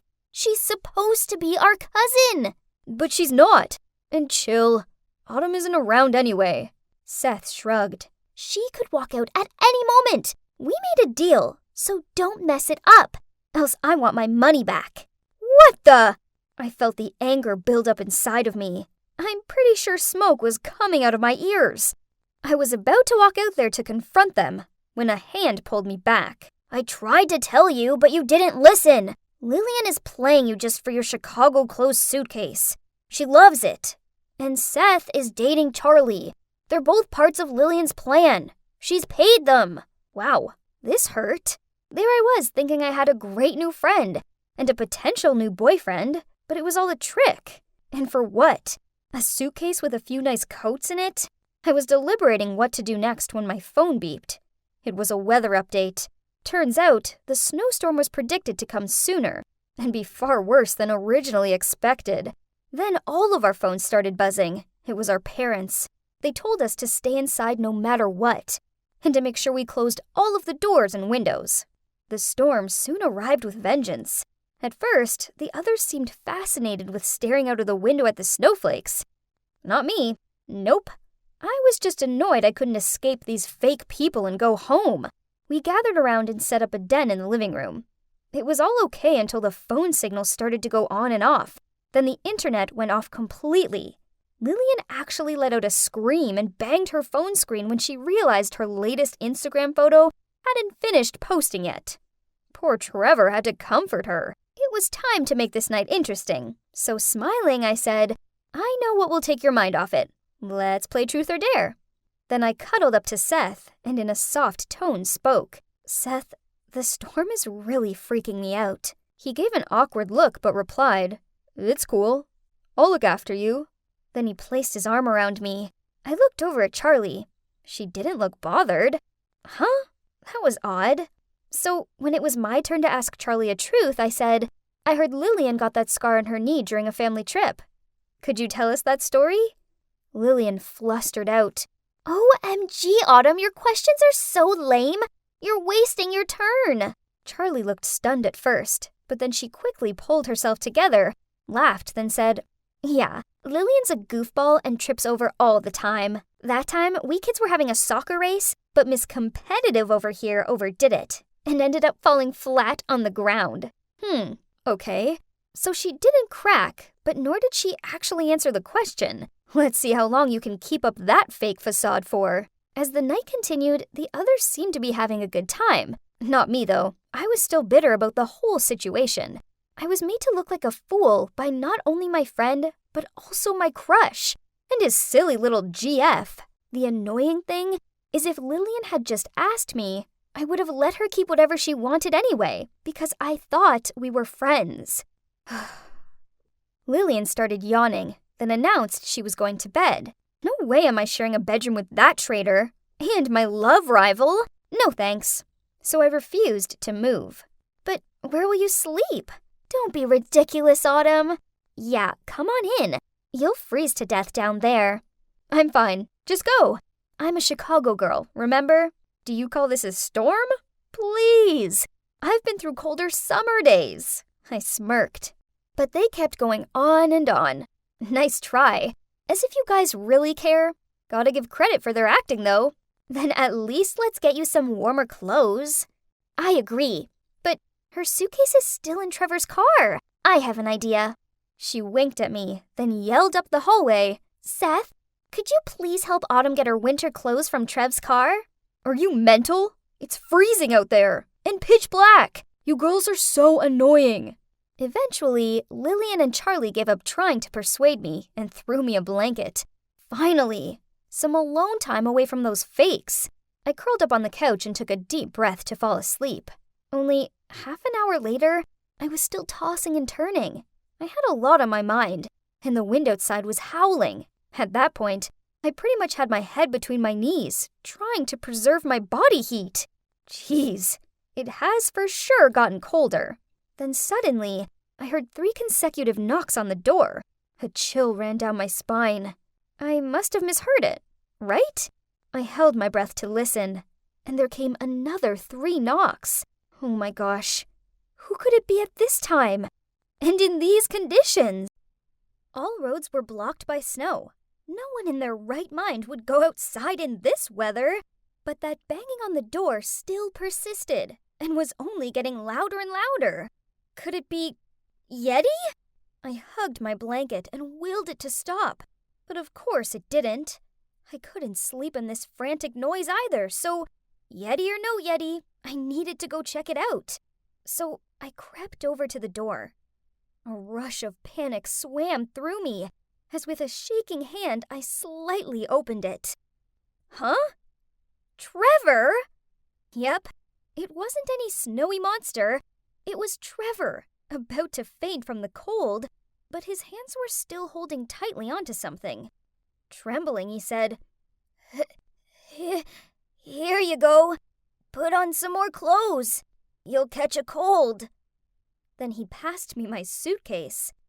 Oh God, you're crazy, Trevor. You are the one who's catching all the cold right now. I immediately sat him down on the couch and placed the blanket around him, then quickly opened my suitcase. Here they are, my secret weapon. Heat packs. I gave him some and got him another coat that wasn't covered in snow. Here, drink this first. I'll go make you a cup of cocoa. I began pouring him a cup of warm water out of my thermal bottle, but he stopped me. Power, out. He shivered out. Well, that explained why it felt like a freezer in here. And no more hot cocoa then. Hey, so I'm Autumn, and this is part 2 of my story. If you haven't seen part 1, you should go and check it out. Don't be fooled by my name. It was definitely winter here in Texas. And this storm was insane. Shame I was stuck in a holiday cottage with my treacherous best friend Lillian, her lying twin Seth, and his secret girlfriend Charlie. Ugh. Turns out, Lillian just wanted my Chicago clothes, and everyone, besides Trevor, was in on it. Back to Trevor. And I didn't want his death on my watch, so I rubbed his arms in a bid to defreeze him. When he looked like he'd thawed out a little, I raised an eyebrow and asked him, "Why did you go outside in this?" Well, the power went out. I knew it'd be Antarctica for you in here without a heater, so I wanted to go get you the suitcase. But I ended up locked out, so I had no choice but to wake you up to get in. I'm sorry." "What are you sorry about? It was just a little dumb of you." After that, we chatted about stuff.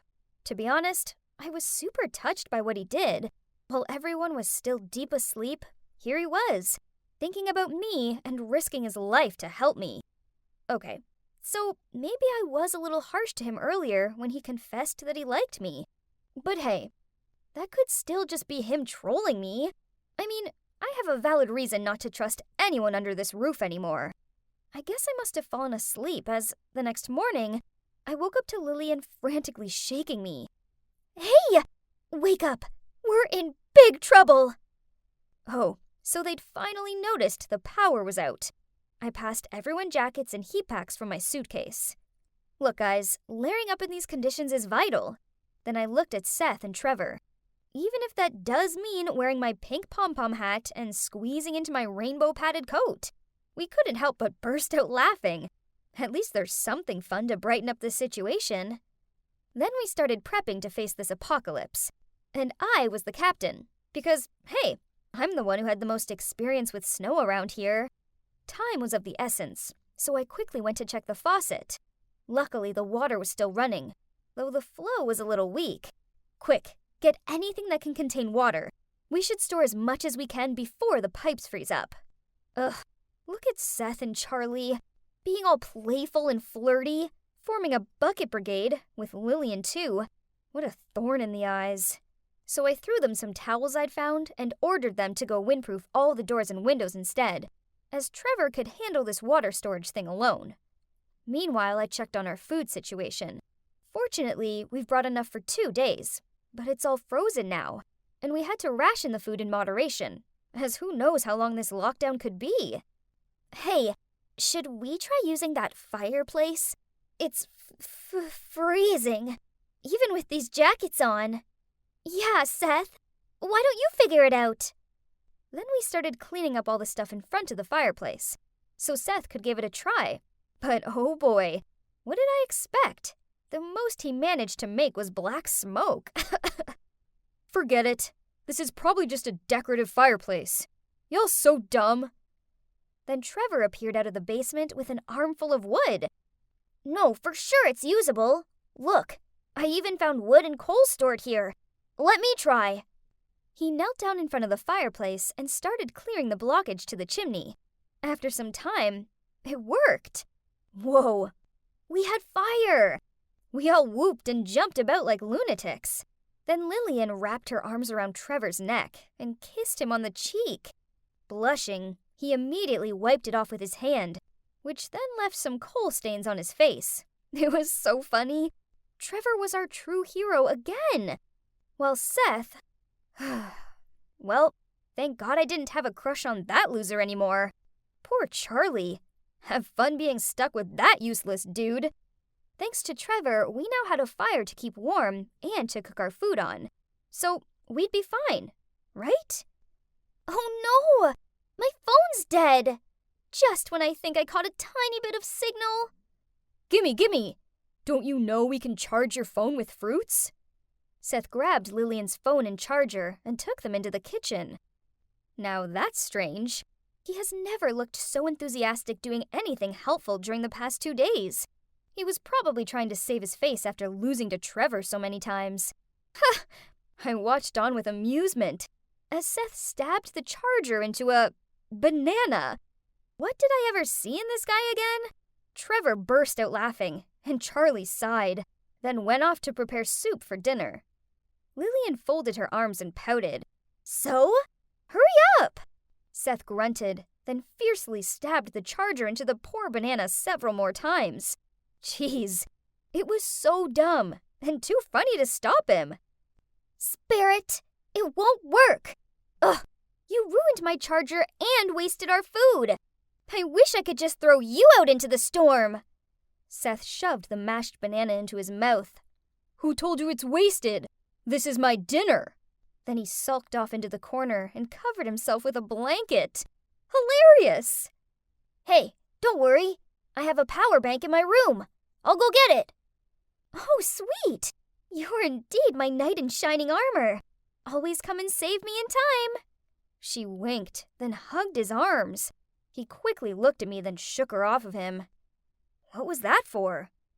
Was he serious when he said he liked me? He rejected Lillian more than twice.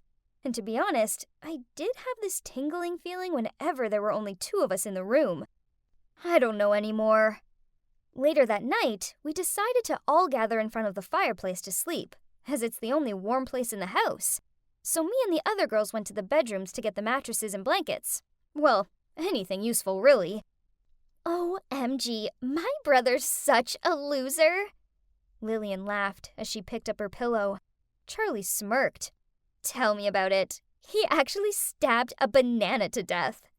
The poor banana, I chuckled. Joking around with them actually felt kinda good. We were stuck in this house together till God knows when, so maybe I should stop being bitter towards them. Besides, I was totally over that useless loser Seth now anyway. Even Charlie wasn't on his side. We set up a cozy base in the living room and spent the next few days riding out the storm. On a few occasions, Lillian tried snuggling up to Trevor with some excuse about raising body heat, but he just shuffled away from her. So in the end, she made us all do cardio workouts, which did the trick, and it was really funny to watch each other struggle to do star jumps with 500 layers of clothes on. Charlie also taught us to play some card games to pass the time, such as solitaire and go fish, which I'm now a pro at. Seth and Trevor even picked up a new hobby of wood carving. But so far, I still couldn't tell what their artworks were supposed to be yet. And finally, after 4 days of isolation, the storm seemed to weaken. We started to get stable phone signal back, and we called our parents right away to update them on the situation. They said they would come pick us up as soon as possible. We were all so happy, and also proud of ourselves. We'd survived this crazy storm. So, you're probably thinking this is the happy ending? Not so fast. When we were all FaceTiming Lillian and Seth's parents, their mom suddenly said to Charlie, "Thank you so much for helping us keep an eye on the kids. We'll definitely add a nice bonus onto your salary this month." We were all stunned. I don't even know if it's for the same reason, but why was Seth's mom paying his girlfriend? Lillian clumsily said goodbye to her mom and ended the call immediately, then tried to clear up the atmosphere with her fake laugh. Y'all know how my mom loves to give her dear nieces and nephews some extra pocket money whenever she sees them. Okay, what are we having for lunch today, guys? Just stop it. I know your secret already. Charlie and Seth are a couple, aren't they? But why is your mom paying her? That's sick. Lillian, Seth, and Charlie all shouted out in unison, "What?" Lillian gave me a questioning look. Autumn, what are you talking about? Yeah, I'm sorry for lying to you, but no, Charlie is not Seth's girlfriend. She's our tutor. Liar? If so, then why did you have to hide it? My parents didn't trust us staying in this place by ourselves, so they asked Charlie to supervise. And come on, we're 16. We don't need a babysitter. That's embarrassing. Yeah, I thought it's just a harmless lie, so I agreed to go along with them. I mean, we still had fun together, right? But who told you we were a couple? I was about to reply, but then Trevor dragged me to another room while saying to the others, "She needs to calm down first. Let me take care of this." Now we were alone. I gave him an "I'm waiting" look. "Okay, hear me out first, okay?" I nodded, then he sighed and continued. "Lillian does like you, and she did actually want to help you get with Seth, but he wasn't interested. So she promised him a month's worth of pocket money to stay here. I didn't really buy it, but let's see what else he's got." Okay then, but that doesn't change the fact that Seth and Charlie had something going on. Duh. That kiss? Actually, that wasn't real. I just dared Seth to do it. Charlie really is just their tutor. What was he talking about? I felt like the room started spinning. Look, I really do like you, Autumn, and I know I should never have lied about stuff, but it was only so you'd give me a chance. Only, Lillian now thinks I like her, and I never meant to give her the wrong impression. How dare he trick me like that? So I screamed at him. "I will never, ever like you! Your actions have just made me hate you even more!" Thanks to him, I misjudged Lillian, Charlie, and Seth. Although, to be honest, Seth might not have been a liar, but he was still so not my type. Trevor gave me this disheartened look as he stared down at the ground. Then he muttered out a, "Sorry." I didn't want to hear any more of his pathetic apologies, so I huffed my way out of there and sat on the freezing porch until my parents finally arrived. After that, things went back to normal. School resumed. Lillian and I are the best of friends, and she now calls me her snowstorm bestie. Aw. As for Trevor, I now avoid him as much as possible. I know he stares over at me at school. I can feel his gaze on me. But as soon as I look in his direction, he quickly turns away. I guess I do like him, okay? I don't agree with what he did, but I've got to admit, it sure takes a witty, imaginative guy to come up with a plan like that on the spot. Okay, fine. I'll give him another chance and see where things go. And if there's ever another snowstorm, well, then I suppose he's a handy guy to have around. Hey, What exactly do you think you're doing? I know you stole my money. Give it back to me right now. Yeah, give it back to Sophie. That's her allowance. What money? I don't know about any money. I shrugged as I walked toward my bed, ignoring Sophie's furious face. After that, I had to listen to Sophie throw more accusations at me. Blah, blah, blah. I know it was only because I was a tomboy, so surely if a girl chooses to have short hair and wear baggy clothes, then she must be a thief. Poof! Eventually, I reached my breaking point. Quit with the accusations. I didn't steal any money. I didn't even know you had money. I know you took it. If you don't return it to me this instant, then I'm gonna tell Miss Hopkins. Her idle threats didn't bother me, so I just flopped down on my bed and played on my phone. Talk about a heavy atmosphere. Ugh. Then I saw them all frantically checking their phones and giving each other confused looks. So I took an earpod out and heard a phone ringing from over by Sophie. Isn't that your new phone, Sophie? Why don't you pick it up? What? No!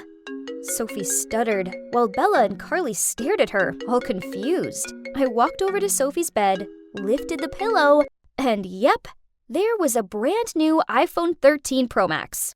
So, Sophie, if there's nothing wrong with your brand new phone, then why did you feel the need to hide it so badly and not answer my calls? She nervously chewed on her nails, then blurted out, Fine, I spent all my allowance on a new phone.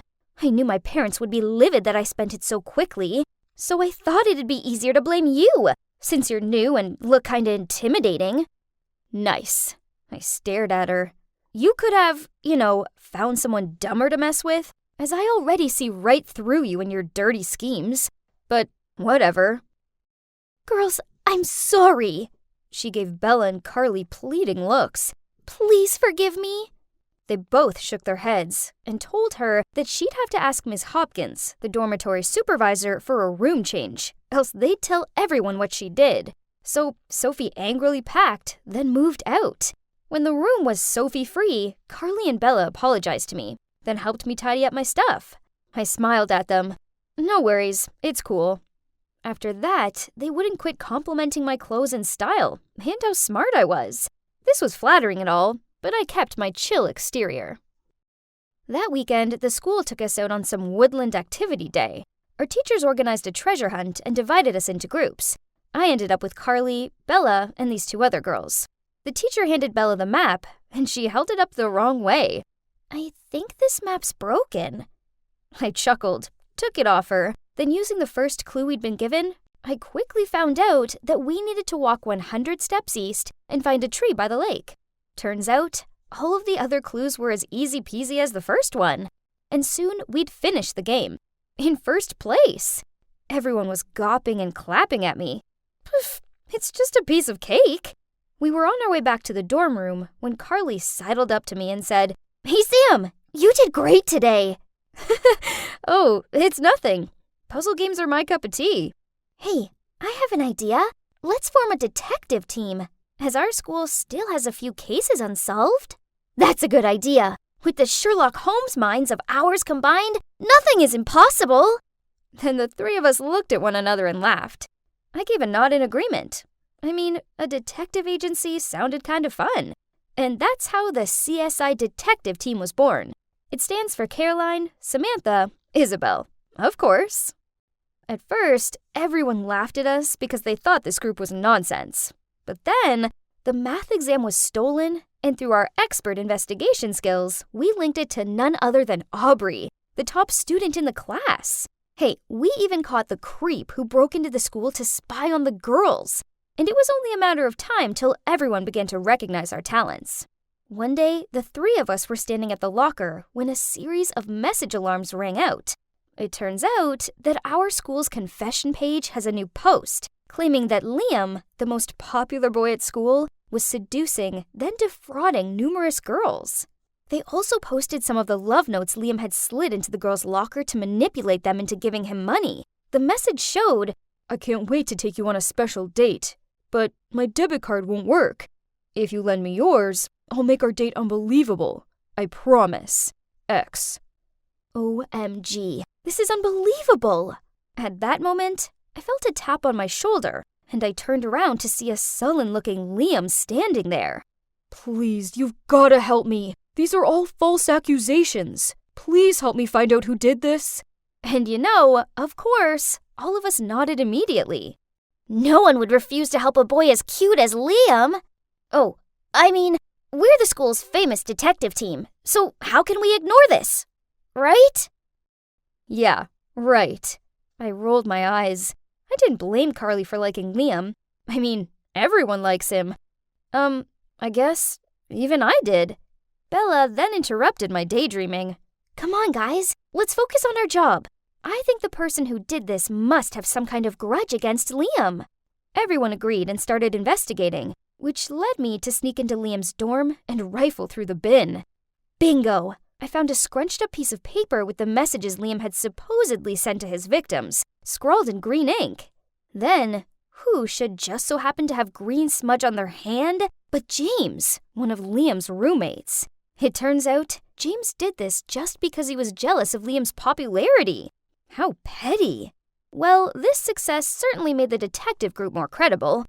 We actually had our own fan base, and I was always overhearing other kids talking about us in a good way. Best of all, Liam was so grateful to us that he started hanging out with us more. We even went to the park with him one weekend, and he bought us all ice creams. Carly kept on flicking out her hair and giving him doe-eyed looks, while being the chilled girl I am, I kept it at a smile and a thanks. The only one who didn't seem impressed by Liam was Bella, who took the ice cream, forced a polite smile, then ignored him. Oh well, at least this meant one less competitor for his affection.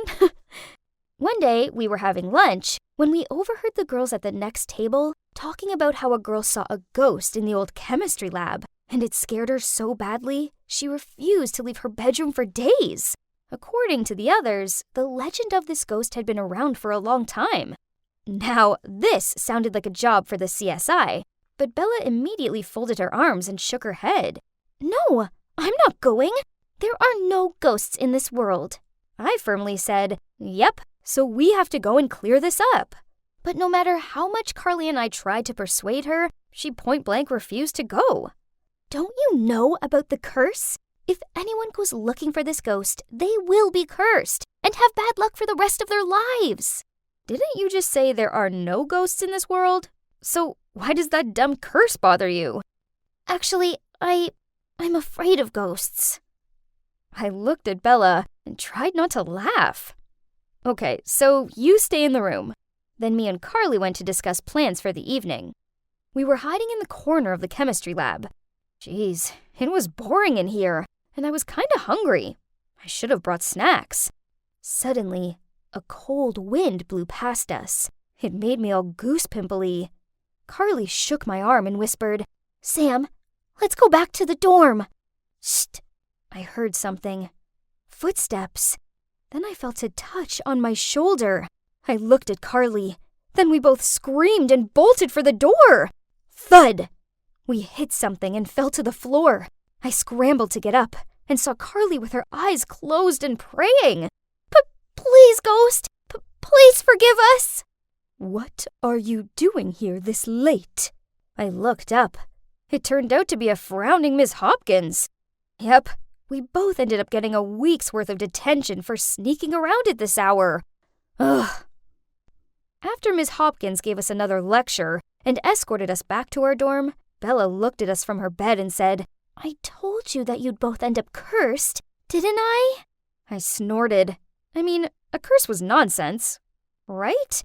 But then weird things started happening to me and Carly. My history assignment disappeared 10 minutes before the deadline. Carly went to put her sports kit on and found it covered in mud stains. And our personal items kept on disappearing, then reappearing in weird places.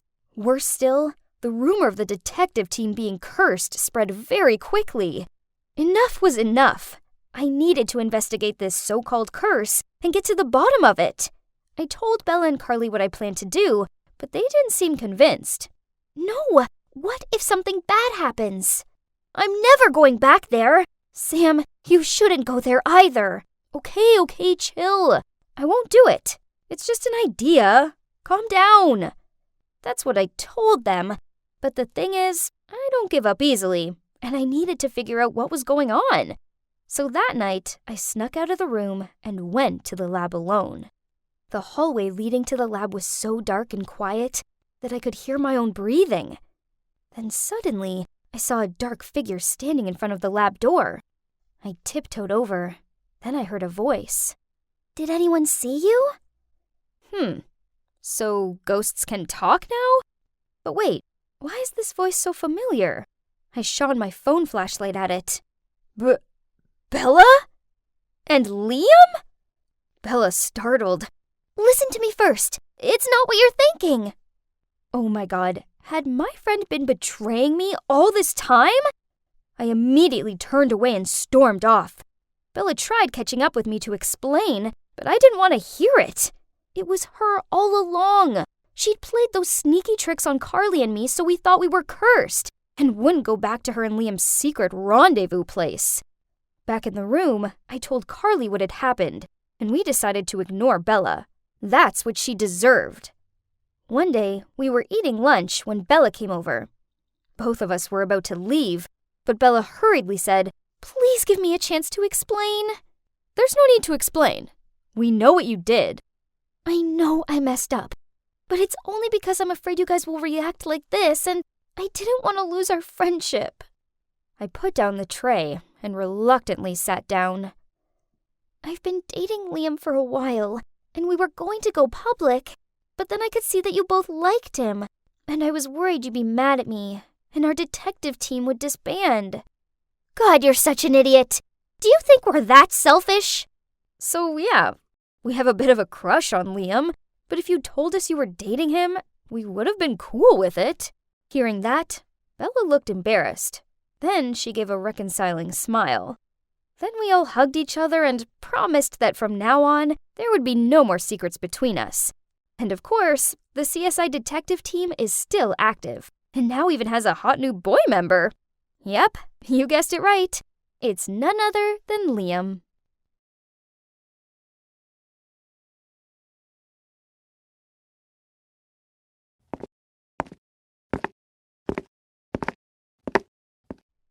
Holy baloney! Who is that? This guy was next level hot. And there's more. As I neared him, he didn't run off looking afraid. Seeing me dumbfoundedly gasping, Scarlett elbowed me. "Wake up, chicka, we're late." She giggled as she dragged me to class. I saw it. Never thought I'd see the day that Margot the troublemaker would go all gooey-eyed over some boy. Scarlett teased me. I blushed and was completely tongue-tied, eyes looking around awkwardly. "It's a shame you're basically a walking, talking boy repellent." Yeah, right. I lowered my head to think, and when I looked up, Scarlett was texting, probably some cringe overload message to her boyfriend Keith. I rested my chin on my hands and stared out of the window as I found myself daydreaming about that cute mystery guy. "What time do you call this? Are you trying to get me kicked out of this place for covering for you again?" So's. I had something super important to do with Alfie." "Important, huh? So I could end up in trouble for covering your butt because you want to pull some lame prank with that loser?" "Nuh-uh. How many times do I have to tell you? We only pranked him once, and that jerk totally deserved it." "About that jerk? He's the captain of the basketball team, and Alfie's my friend. Okay, he might look a bit intimidating, but he's a nice guy. But that jock not only knocked Alfie out with his basketball, he also took his money out of his pocket when he was down. We weren't gonna let him get away with this. So that night, we snuck out and poured greasy cooking oil all over the field, which made the whole team slip and fall again and again. It was hilarious. Unfortunately, word of our involvement reached the principal, so Scarlett had to call her dad to help me. Okay, so this wasn't exactly the first time Scarlett had saved me. She only got mad as she had to save Alfie's butt too, even though she hates him. Come on, I'm sorry. Would you mind? It's midnight and we need to sleep. Shut up, Miley. No one asked you. Fine, go to bed and shut up so we can actually get some sleep.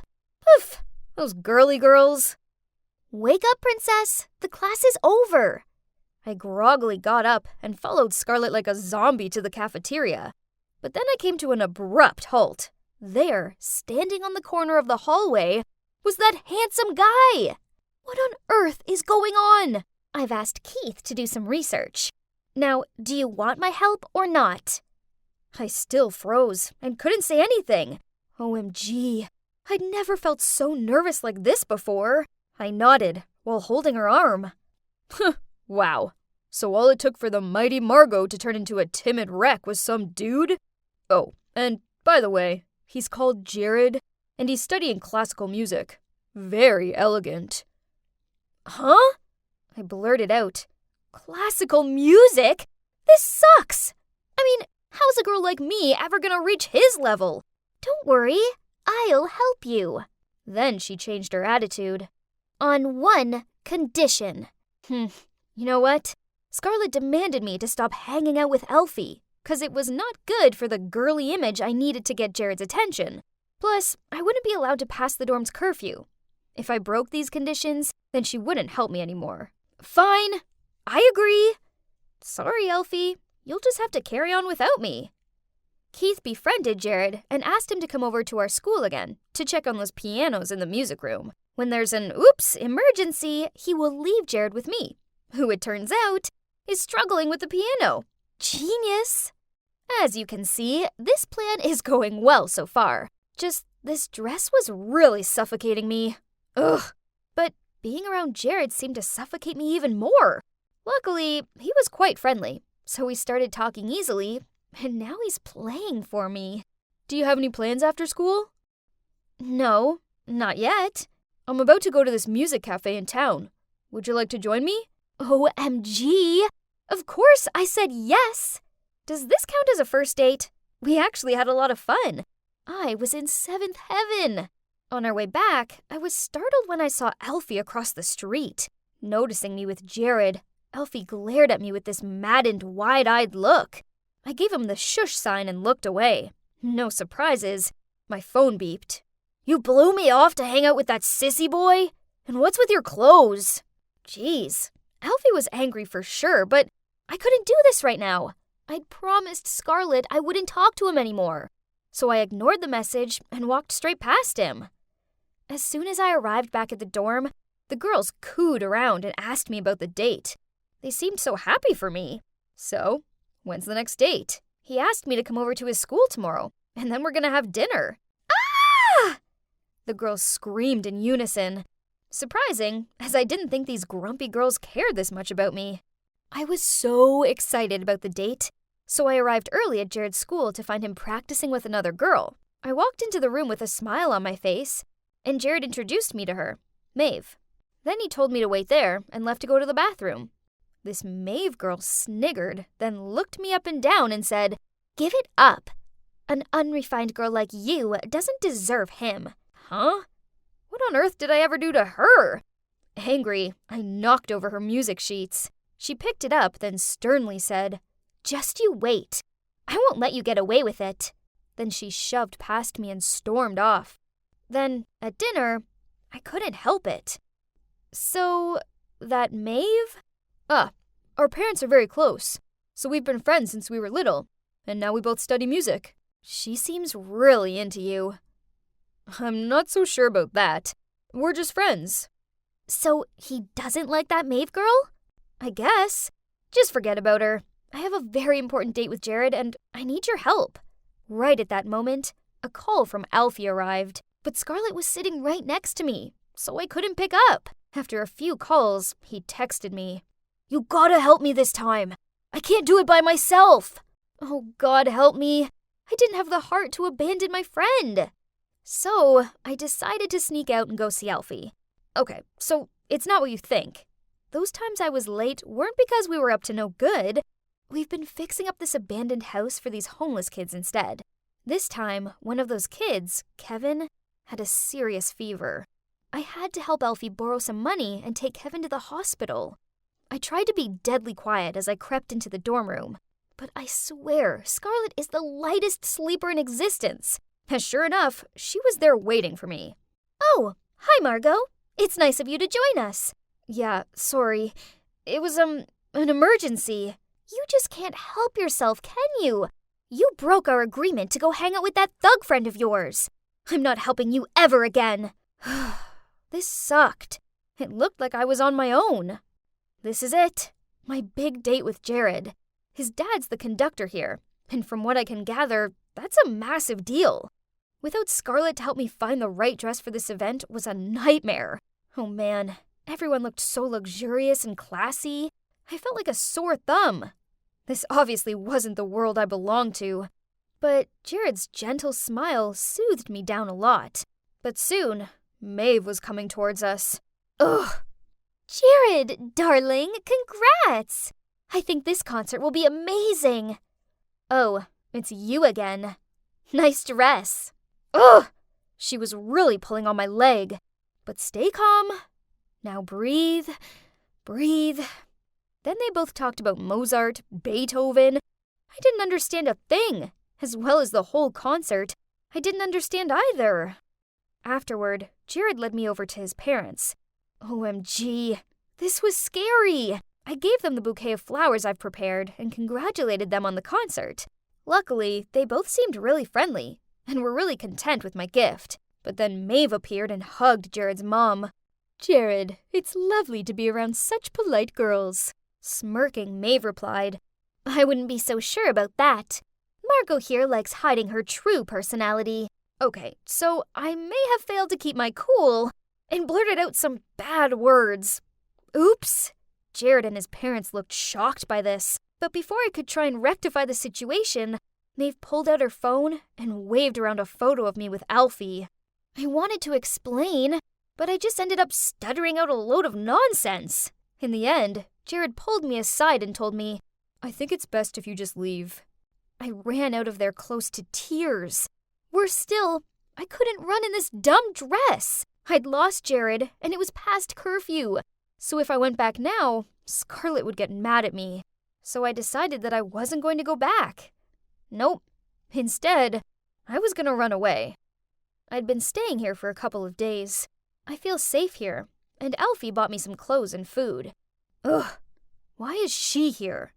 I wasn't in the mood for a lecture. But to my surprise, she rushed over to me and wrapped her arms around me. How could you just leave me like that?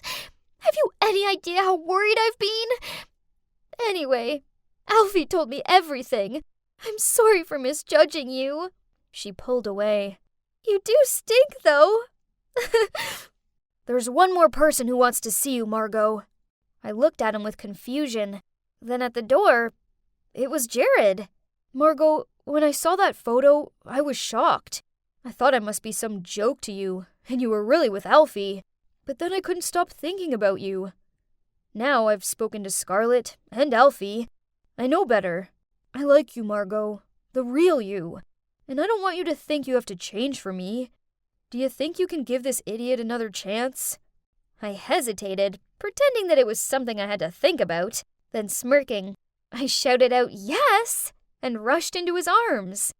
So, what now?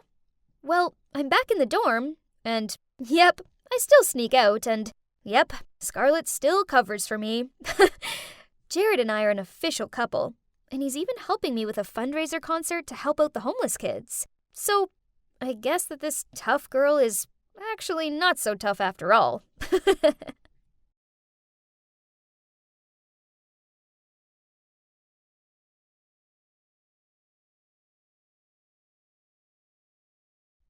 It was such a beautiful weekend, but instead of being out having fun, I was stuck at home. For what, you ask? To teach Excel to a girl who doesn't even know how to use Shift key shortcuts. What is the matter with you?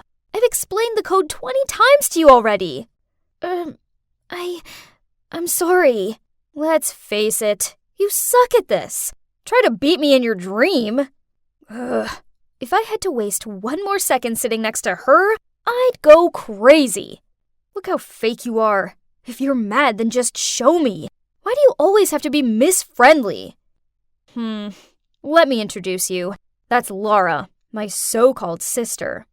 2 months ago, my mom brought her home and announced, Jeff, I have something to tell you. Back when we broke up for a while, due to your parents' hatred towards me, well, during that time, I found out I was pregnant. I gave birth to our little girl, Laura. I was only 22 and I had no money. So as much as it pained me to do so, I gave her away. I've never stopped thinking about her. And now, well, I've managed to find her. She dabbed at her teary eyes, then handed Dad the DNA test results. Dad was overwhelmed and ran over to hug Laura. They all cried a lot and hugged a lot. As for me, I just stood there in shocked silence as I watched this family reunion take place. It all happened so fast. How was I supposed to believe that it was just a coincidence when Mom suddenly found her long-lost child after so many years? What now, Skylar? Stop being so headstrong. Mom scolded me, then rushed over to Laura and started cuddling her and soothingly stroking her hair. It's not my fault she has the learning capacity of a slug. Stop interfering, else I'll quit teaching her. By the way, those loving mother-daughter things also? Cut it off! It's ridiculous! I know what you're thinking. What's with the attitude towards my mom? The thing is, she's not even my real mom. A few months ago, something crazy happened to me. A strange woman showed up out of nowhere and claimed she was my mom. Say what now? Of course, I told her she'd got the wrong person. But when I saw the selling contract between my mom and her, I froze in shock. Turns out, my mom miscarried a child, but she was too afraid she'd lose her place in the family, so she bought me from this woman. So, I was adopted. It's common, right? But still, I don't deserve to be treated like that. I had always been neglected since I was little. Mom never hugged or kissed me. She didn't read me bedtime stories or tuck me into bed at night. All she ever did was snarl at me. Go away! I guess I convinced myself that this was just how Mom was. But then Laura arrived, and Mom is totally different with her. I get it now. I get why she treated me so cold and why I've never felt happy despite growing up in a wealthy family. Because I'd never belonged here. After the incident with the woman, I confronted Mom about it. I get it. I know I'm not your real daughter, and that's why you think it's acceptable to treat me like garbage? Oh, please, stop with the dramatics. Let me tell you this. Even if you did adopt me, I'm still gonna prove my efficiency to Dad and take over this company by myself. Mom was dumbfounded after hearing that. Then, not long after that, she turned up with Laura. That's why I didn't believe there was no coincidence. She brought Laura back to compete with me. And if that was true then, what do I have to be scared of? How are my two girls? Skylar, are you still helping Laura with her studies? Yeah, Dad. She still helps me every day. Thank you so much. Okay, that's great. When you move past the basics, I think you should take a few more extra courses. Do your best and try to follow your sister. There's no way she can be as good as me, not even in her wildest dream. Laura is very smart, and she'll soon be up to speed. I'm also teaching her more about our family business. Huh? Is Mom going to teach her more to compete with me? I can obviously see her greed and competitiveness. But whatever. Laura and I are at two distinctly different levels anyway. I am an excellent student at the Columbia Business School, while she's just an uneducated nobody. Poof! Please! I have absolutely nothing to worry about. Mom kept forcing her to study, but... See? Speaking of Mom, she'd been acting weird lately. One minute she treats me like a stubborn stain she can't get rid of, then the next she's trying to set me up with some guy named Dean. He's the son of her super rich colleague. I don't understand why she suddenly feels the need to find me a boyfriend. And Dad wasn't helping the situation, as instead of telling Mom to stop playing matchmaker, he was encouraging her. Ugh. Okay, I just wanted them to quit bugging me, so in the end, I agreed to talk to this Dean guy. But now, he won't stop messaging me, and he's even shown up at the house. I suppose he is kinda handsome and nice, but he's not my type. so I just talked to him out of politeness. Until one time, I saw Laura sneaking a peek at Dean while he was waiting for me in the lobby. Wait. Don't tell me she likes Dean? Oh well, she's welcome to my leftovers. I don't like this guy anyway. Then one day, I was walking along the corridor when I received a text from Dean. Skylar, are you free tomorrow? Let's have dinner together. I was about to text back when I suddenly heard Mom and Laura arguing. What's wrong with you, Laura? Why are you secretly dating that jerk? Why not, Dean? He's a good guy. Besides, he told me that there's nothing going on between him and Skylar. So Dean is two-timing us? He snuck out on a date with Laura while flirting with me on the phone all day? What on earth? I tried to keep calm while continuing to listen. You're crazy. Stop this stupid secret dating game at once. What? Why is Mom insisting he's a good guy to me, but telling Laura the opposite? Well, Mom, which one is it? Is Dean a good match like you told me, or a jerk like you told Laura? He's rich, so keep on dating him and stop bothering me with your nonsense. Ugh, I wasn't born yesterday.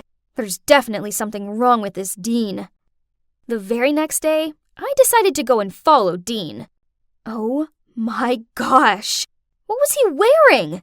And why did he go to this slum? Then he gathered with a few other thugs. So, it's obvious, Dean definitely was a street guy. That's why Mom didn't let Laura get close to him. But why did she match him with me? Could that be a part of her plan to bring me down?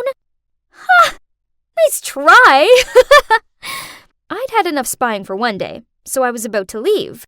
But then suddenly, I heard a familiar voice which startled me. I turned around, then... What? It's... Mom? How dare you ruin the plan! Mind your words. I did as you said. I told you to flirt with Skylar to distract her, not Laura. Don't think I'm paying you a nickel more. Fine, don't pay me. Just be sure to take me a picture of your husband's face when the real DNA result arrives in his inbox. You... Oh my God. Did I just hear it wrong? What DNA results? Could it be? I immediately went home and rushed into my dad's office to look for the DNA certificate that my mom gave him that day. Here it was! What should I do now? That's right, I had to take it to the hospital to have it checked. After pleading and putting pressure on the doctor, he finally admitted that he'd accepted a bribe from Dean to fake the test result. I asked for the original one and, believe it or not, Laura was not my dad's child. I immediately rushed home and showed my dad the original DNA results. He was so shocked, I had to help him sit down, then get him a glass of water. When he got over the initial shock, he asked me to call Laura and Mum in to confront them. But, oh no, Laura's room was empty. Only one letter was lying on the bed. Sorry, everyone. Dean told me the truth. Thank you all for taking care of me. Especially you, Skylar. I honestly enjoyed being around you. I think you're kind and patient. Please don't ever change. I don't belong in your world, so I can't stay. If we're predestined, we will meet again. Thank you, and sorry again. Love, Laura. Unbelievable! How could you lie to all of us about something like this? Knowing she couldn't wriggle out of this one, Mum replied, Okay, Laura isn't yours. I fell pregnant with her after we broke up. I didn't want you to throw me out, so I paid Dean to get a fake DNA certificate. Then I paid him again to date Skylar and distract her from her studies. This business should be Laura's, not hers. But that jerk went and fell for Laura instead. Poor Dad. He looked so heartbroken. Mum tried pleading with him to forgive her, but he told her the trust was broken and that she had to leave. Everything's such a mess. Poor Dad shut himself away in his office, while me, I lay on my bed, staring at the ceiling. I couldn't stop thinking about all of Mum's lies. And what for? Money? Fame? Status? Are all those things worth sacrificing dignity, honor, and trust for? I used to want to compete with Laura too, but now it turns out that all of that was just fleeting. Dad, I think I should leave too, because I'm not your biological daughter either. I've known for a while, but I've kept quiet as I was afraid that you would abandon me. Thank you for always being there for me. You're a good man, and you don't deserve all the pain you've been through. Then I told my dad all about how I found out I was adopted and how my mom paid my real mom to hand me over. Dad froze for a few seconds, then calmly said, "Skylar, honey, you'll always be my daughter, and I couldn't be prouder of you. Please, stay here with me." I couldn't hold back my tears. Did Dad really want me around? Even after all this crazy stuff? I really love my dad, but I couldn't upset him anymore. The next day, Dad and I went around to Laura's adoptive mom's house. I cleared the air with her and invited her to come back with us. She politely declined. Turns out she just wants a simple life. We still meet up sometimes, and we've actually become pretty good friends. Isn't it amazing? Because before that, we were like water and fire. The fact that I don't have to teach her Excel anymore probably helps. There are those who do whatever they can to win fame and fortune, but this often comes at a cost. Mom let greed turn her into a monster, and now she's paying for it. I don't like what she did, but she's still my mom. Well, my adoptive mom anyway. So I still send her subsidies and wish her happiness for the rest of her life. The truth is that I'd rather forego a huge fortune and live a quiet life than become someone I don't want to be. If it were you, would you do the same to live in peace? Oh my, look at those dudes over there. It's so true that all men are the same. All it takes is seeing some pretty girls and their eyes immediately light up. I was about to ignore these jerks, but then this couple walked in holding hands. Instantly, the jerks started making a fuss. Ew, look! That's gross! Then they pretended to retch. Geez, these idiots needed to keep their outdated views to themselves. Well done, guys. You've just booked yourself the 99th place on the playbook. Let me show you my playbook. In here, you'll find all types of men, from nerds, hot boys, jocks, and successful businessmen. But they all have one thing in common. They are all bad. Hi, I'm Monica, and I'm a playgirl who was trained to take revenge on men. Since I was little, I was taught that all men are bad, and it's my duty as a woman to teach them a lesson, especially homophobes and womanizers. Now all that's missing is the 100th prey. Then done! Hey sis, family meeting now! Oops, duty called. Mom's gonna reveal our final mission. Now, where are my books and pens? Yeah, those two are my colleagues and also my competitors. There's Cindy, my impulsive little sister, and next to her is Grace, my older, super smart, and slightly more mature sister. As for me, I'm something in between. Not as childish as Cindy, but not as calm and collected as Grace. Oh, here's Mom. Okay, let's get to the point. So this is it, the last goal, and it's the biggest one yet.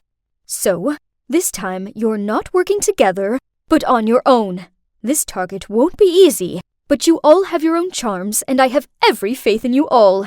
And the time starts now. Dennis Groff. Let's see. Oh, he's quite handsome. The son of a CEO and super rich. It figures he's a lady killer, duh. But why did Mom assign him to us? I mean, she usually just lets us set our own goals. Also, why do we have to compete against each other? Maybe it was because it was the 100th target, so she was making it extra challenging? We all love Mom and want to please her. I mean, who doesn't want to be the last one to complete the family playbook, right? I stayed up all night making a plan of action. From my social media stalking, I found out that Dennis's friend was having birthday celebrations at a bar in town tomorrow night. So, the next evening, I put on the sexiest red dress that I've bought for this specific occasion and walked confidently into the bar. All eyes were on me, except Dennis's. Excuse me? Was he going to the bar for free Wi-Fi or what? Seeing that, I took a glass of wine and gently approached him. But suddenly, a strange guy came out of nowhere and pulled my hand back. Honey, where are you going? Have a drink with me? Get out of the way. I'm busy. I was about to turn my attention back to my prey when, oops! The strange guy tripped me up, causing me to stumble onto the ground. This was so embarrassing. I guess I just have to call it a night. But suddenly, an arm appeared in front of me. I looked up and, hey, it was Dennis? I was a bit surprised, but quickly regained my confidence and let him help me up. After that, he offered to buy me a drink, and then we ended up chatting into the early hours. And jackpot! Turned out he's as big of a golf lover as I was, so I persuaded him to join a golf club with me. Ain't that a smart move? A week later, and it was progress report day. One by one, we told Mom what we'd done so far. Cindy tried hard to approach Dennis by coming to the billiard hall that he frequented, and being the typical impulsive kid that she is, she bombarded Dennis with messages on social networks. She seems to be quite optimistic, though, as Dennis responded to her quite friendly, and the two kind of vibed when it came to billiards. As for Grace, she applied for the position of assistant manager at Dennis's company. I know. Man, my sister is a genius. She even said that she already felt some chemistry going on, as he wouldn't take his eyes off of her. Mom seemed impressed with the progress we'd made so far. Everyone's attained certain achievements, but sure thing, I was still in the lead. I felt it. I don't know if I'm being delusional, but Dennis and I were getting so close, and he had also shown some gestures of concern for me. Anyway, it appears that I'll have to work even harder than I first thought to win this one. Yeah, I did used to wonder if what Mom always said about men was 100% true, and why my sisters and I had to do all this. Until one day, back when I was 16, that day, I was going into my mom's room to borrow some jewelry for catfishing when I found an open notebook on the ground. Curious, I picked it up and discovered it was Mom's diary, and it was in a tragic story. She once fell deeply in love with a man, but then ran into him with someone else. Worse, she didn't even have a chance to confront him. Instead, she got his message right away. I knew the truth already. You're not a real woman. We're over. Not a real woman was what that Nick called my mom. Ridiculous! Just because my mom is a transgender? She did not go through all this pain and heartache to be disrespected like that. My mom's life was tragic, like a movie. Curiously, I flipped through it all from the beginning, and my heart felt like it's actually breaking, finding out what Mom had been through. Turned out, she and Nick were part of a group of 3 back in high school, alongside Maureen. Nick and Maureen were a couple, so my mom, as Jack at that time, had to keep her love from Nick a secret, and poured it all into this diary. Unfortunately, Maureen found out her secret and exposed it to the whole school, which made everyone make fun of my mom, and she had to leave in shame. After so many years, she was still not able to forget Nick, so she decided to do the trans surgery to return to find him and fight for her love. They had some happy months together, but on that one disastrous day, she found out that he cheated on her. And it was with none other than Maureen. Harsh! How can people be so cruel to each other like that? Mom was a good person, and thanks to her, orphans like Cindy, Grace, and I could have a home. I owed so much to her, which is why I was desperate to succeed at her last mission and to make her happy. Back to the mission. Everything was going great between me and Dennis. He took me to the golf club and out for dinner. For a rich businessman type, I had to admit that he wasn't all stern and serious. Actually, he was a lot of fun to be around. Then, when he dropped me off after a date, he touched my hand and said, Monica, I'm really enjoying getting to know you, and I would like it very much if you would come and have dinner with my family tomorrow. Whoa, this was great! I mean, this project would be way easier now I had an open invite to scope out his family. But no, what is this feeling? I had butterflies in my stomach, and my palms were sweaty. It must just be the thrill of meeting Dennis's family, right? But why couldn't I stop thinking about his cute laugh and his dreamy eyes? Oh no, I think I might have actual feelings for him. From then on, I found myself wanting to scream and throw stuff at Cindy and Grace every time I heard them bragging about how close they were getting to Dennis. I'm crazy, aren't I? Now what? Am I the predator or the prey? OMG, I'm so nervous. I literally can't stop shaking. Whoa, they looked so wealthy and classy. His parents were both really sweet, and I soon felt a lot more relaxed. We had dinner, and the conversation flowed easily. There was just one thing that kept bothering me. His dad's name is Nick? Surely this was a coincidence, right? I mean, Nick's a popular name. Something didn't sit right with me, so I knew I needed to say something to Mom. I anxiously walked back and forth until I heard her car pull up outside. Mom, is Dennis's father that man? She looked stunned, then slowly sat down, sighed, and told me everything. Just like I thought, she picked Dennis to be the 100th target, or more like a bait, just to take revenge on Nick. Furthermore, she wanted us to use Dennis to make Nick go bankrupt. But what did Dennis do? If you have a problem with Nick, then talk to him. Why drag his innocent son into it? Mom and I were having a heated argument when Cindy and Grace approached. What's wrong with you? Stop being so smitten. Mom just wants to use us as tools for personal revenge, and she doesn't love us at all. Don't be so insolent. I see that you're letting your emotions screw up your decision. Nick treated our mom badly, so his son deserves to pay the price for this. You know how much pain he caused, Mom? Don't you want to fight for her? Wow, you totally suck and are an awful person. I couldn't stay here and listen to any more of this, so I rushed out of there and went and stayed with my friend. I have no idea what I'm meant to do now. One thing's for sure. I can't go through with Mom's revenge plan anymore. Maybe I should go find Nick and ask him to sit down with Mom and talk things through. Unfortunately, I underestimated my sisters, as I was scrolling through my phone when I saw a post from Cindy exposing Dennis as a womanizing jerk who dated 3 girls at the same time. As proof, she'd inserted pictures of Dennis with each of us. Trust her to do something so childish. It gets worse, as Grace linked up with a hacker to splatter the company's website with things like, Mr. Nick Groff, the president of Groff Corporation, is a liar, traitor, and homophobe. This media crisis has caused the whole company to suffer, and now Dennis was avoiding my calls. I was hovering my finger over the call button when at that precise moment, Grace texted me, Hey sis, you better not miss the sacred moment we tick off number 100 in the playbook. The mission is over anyway. Let's just go home and make up. Mom's waiting. No way was I going to let them do this. So I immediately called Dennis and left an urgent voicemail, telling him that he needed to get his father and go around to my house ASAP. As I led them inside, Mr. Groff and Mom's eyes all widened when seeing each other.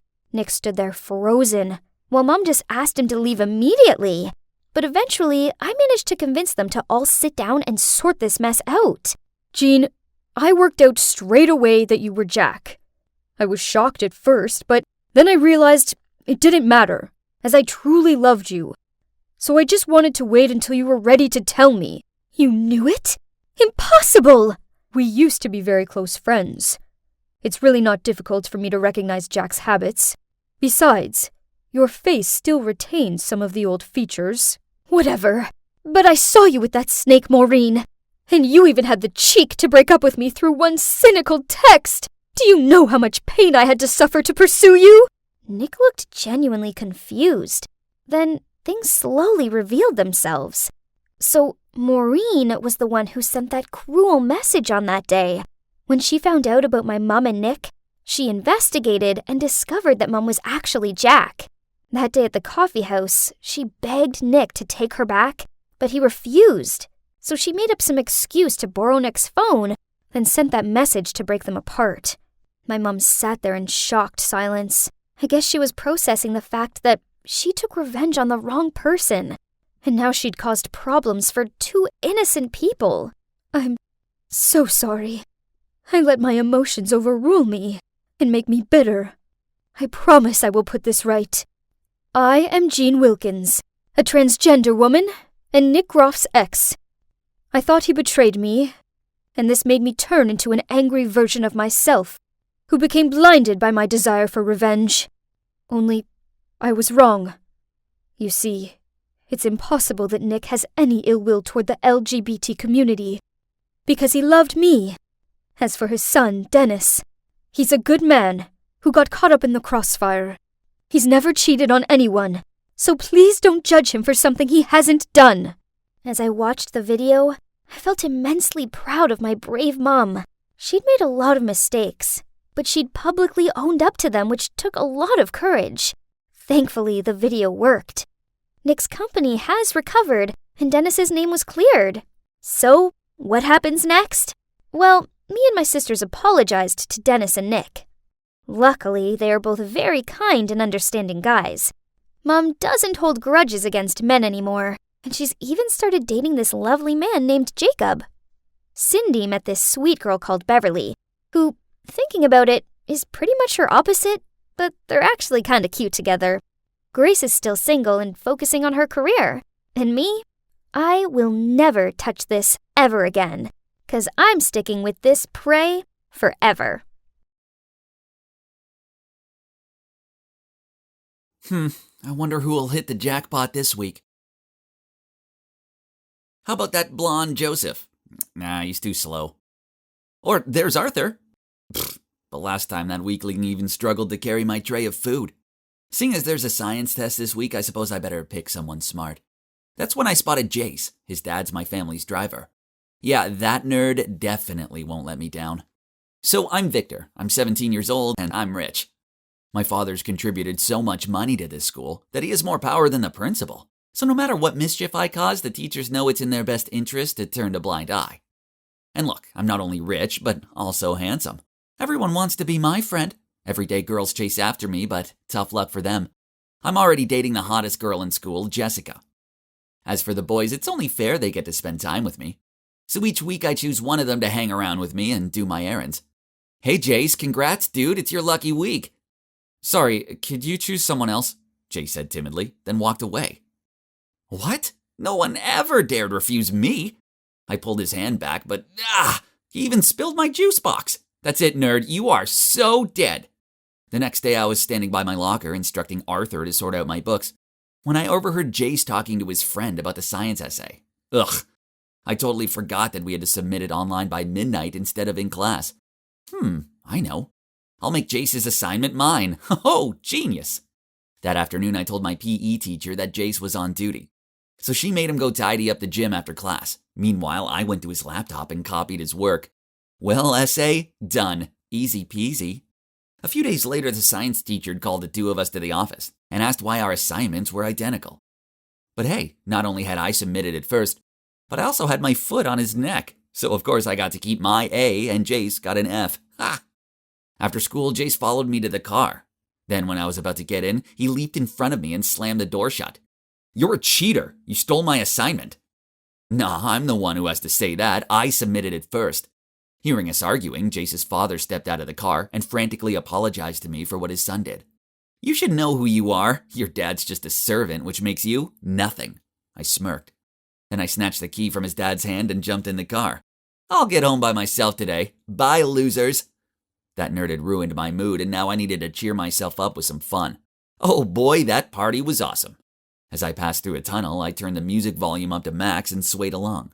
Suddenly, I looked up to see a truck whizzing towards me, so I swerved just in time and crashed into the road railing. Jeez, what the? I mumbled, then got out of the car. Anyway, I left my car there and got an Uber home. But hang on. Why was everyone driving on the left side of the road today instead of the right? Maybe the combination of alcohol and dizziness was making me imagine stuff. I opened my eyes and stretched out my arms. Ouch!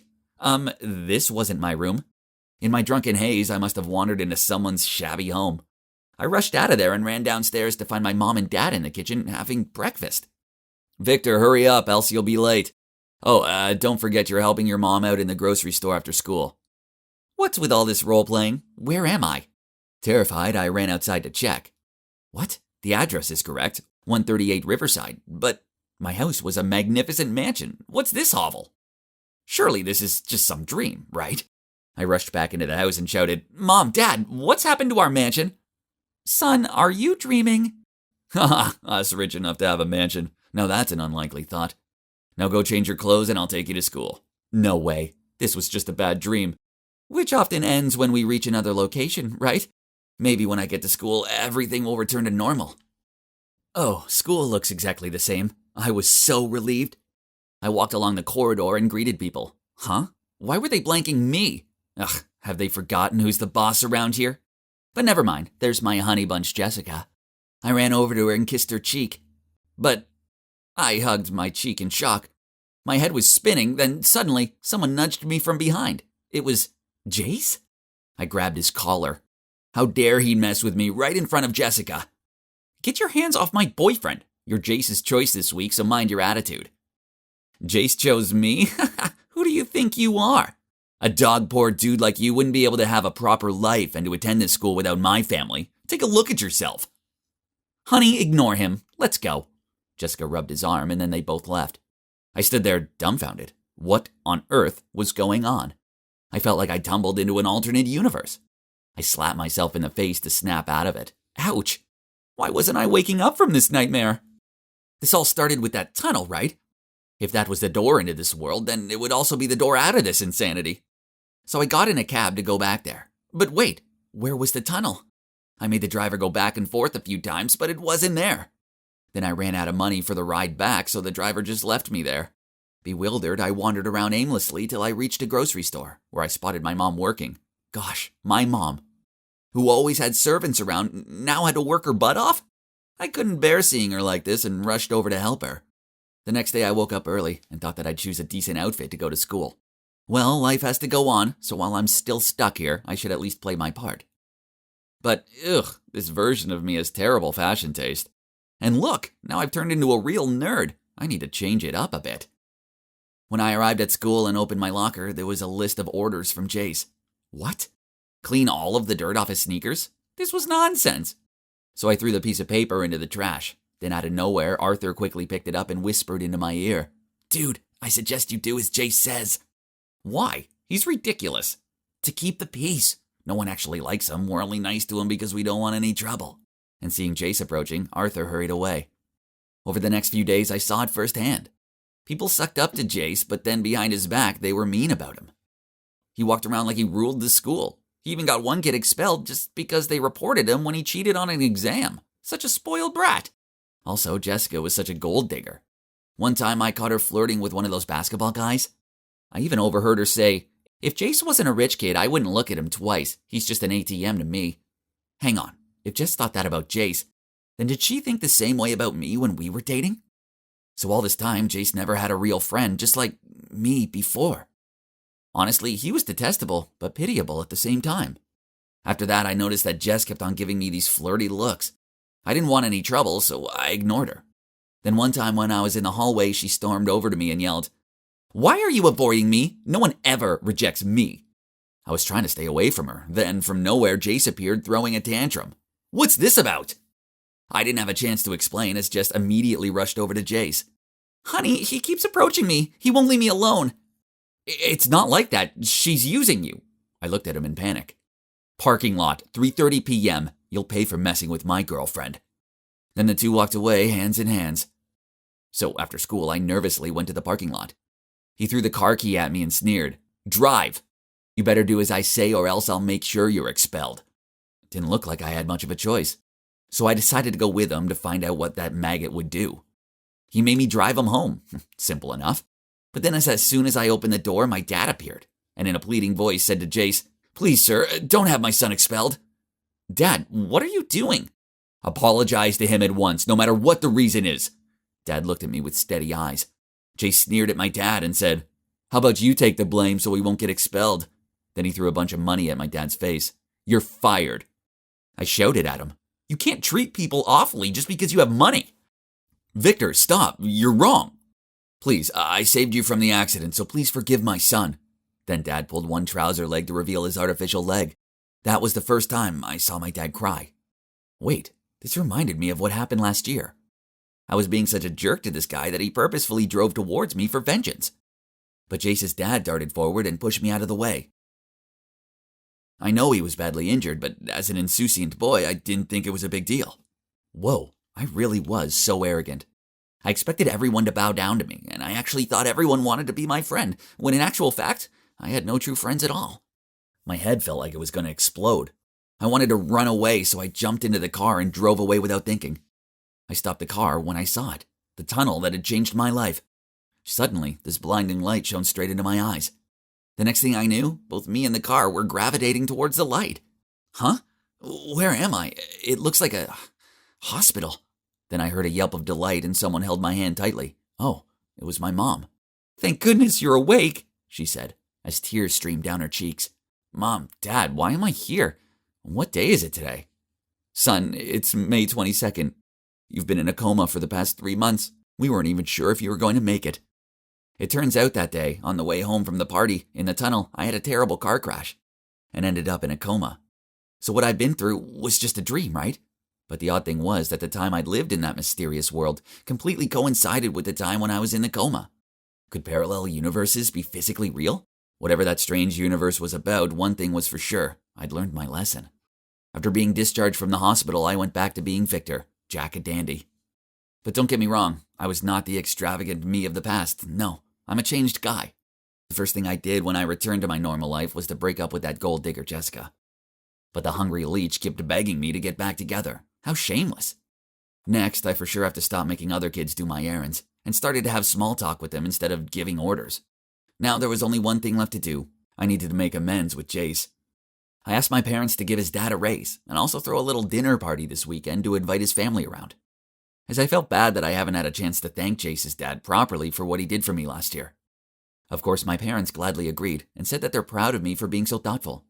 So I'm preparing a little peacemaker gift for Jace too. I bet this is going to make him geek out all the way.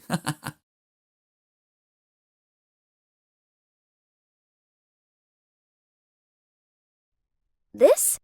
Or this one? Ugh, this is such an impossible decision.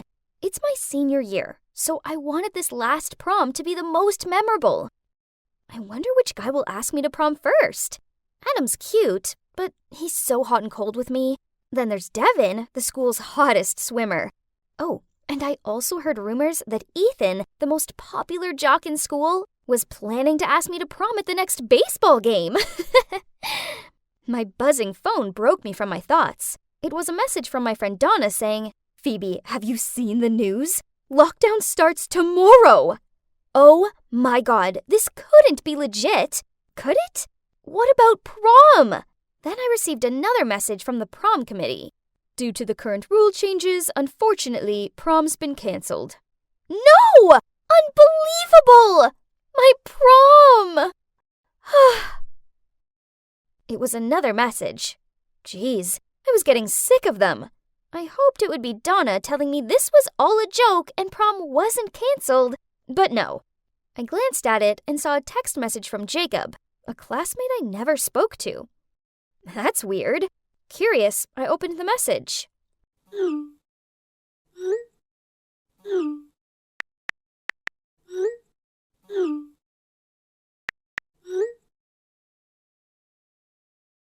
Hey, Jacob. So, what do you want to ask me? Hi, and, can you help me model for a moment? I'm applying for the Art Institute in Chicago, and the application deadline is tomorrow. But I need to submit a drawing. I'll be posing for you to draw? But I've never modeled before. This sounds super important. Shouldn't you ask a professional? Well, don't worry. I already have all the ideas, and I think you are the most suitable person to model for me, as you're a natural beauty, and that will show in my work. Especially your beautiful eyes. Okay then, if you say so. Let's do it. Jacob then instructed me how to pose. After that, he took out a piece of paper and started sketching carefully. Meanwhile, I was sitting there trying my best to help my friend by not moving. Now that I had time to really look at him, I think Jacob is really handsome. Especially when he's so focused on drawing like this. Why has it taken me 3 years of high school to realize this? Strange. How can such a good-looking guy be pretty much invisible in my class? Maybe it's because he's a little on the shy side? Done. What do you think? Wow! You're so talented! I like it. I like it a lot. Really? When can we meet again? I'll give you this drawing. Oh, I thought you were gonna send it with your college application. Give me a sec. Just like that, he disappeared from the screen without even answering my question. After a while, Jacob returned with a picture frame in his hand. Then he put the picture he'd just drawn of me in it and hung it up in his room. In the meantime, I'll hang it here, so it's safe and, well, I get to, see you every day. Why did he say it like that? He's totally making me blush by now. What about your college application? Actually, I submitted them already. So, you tricked me? I'm sorry, it's not like that. Actually, I wanted to ask you something else, but because I'm really nervous, I ended up blurting out that I wanted you to model for me instead. So what exactly do you want to ask me? If you don't talk, I'll hang up. Wait! I know it's canceled and all, but I don't want to spend the rest of my life not knowing your answer. So, if I asked you to go to prom with me, would you say yes? I don't know. Only when I receive an official invitation will I consider it. I was giggling to myself at this point. Our class's shyest guy was being so genuine. But then he took a deep breath and said boldly, Phoebe, will you come to prom with me? Aw, I have to admit, I was really touched by Jacob's invitation. So I replied, yes! Dinner's ready, hun. Oh, that's my mom calling. I gotta go. Yeah, you go eat. Thank you. I've received the answer I needed anyway. I gave him my cutest smile and then ended the video call. Swoon? My heart was fluttering. After that moment, I couldn't stop imagining how great it'd be. Only if we weren't stuck in this stupid lockdown, Jacob would have escorted me to prom and, oh my, imagine how perfect we would look together. Such a pity. Now all I could do was just think about him all day. A few days passed, only Jacob hadn't contacted me. Not once. This made me antsy. I was constantly checking my phone. Then there were times I was so close to texting him first. But for what reason, though? I had nothing to tell him. Aha! Got it! Phoebe? What happened? Jacob, I've screwed up. Calm down and tell me what's happened. I almost burned the house down. Huh? What? What did you do? I forgot to turn off the stove while frying the eggs. You see? Does it look like crime scene evidence? What have you done to the poor pan? That worked a treat, as after that, we video chatted almost every day and talked about all kinds of things, from our dreams for the future to our favorite puddings. On the one rare day we didn't chat, I felt myself feeling restless. Is it possible that I was lovesick? One time, while I was standing in the garden talking to Jacob, Nancy, my gossipy sister, caught me. Expectedly, during dinner that night, Nancy told my mother that I had a boyfriend. Ugh, what a snitch.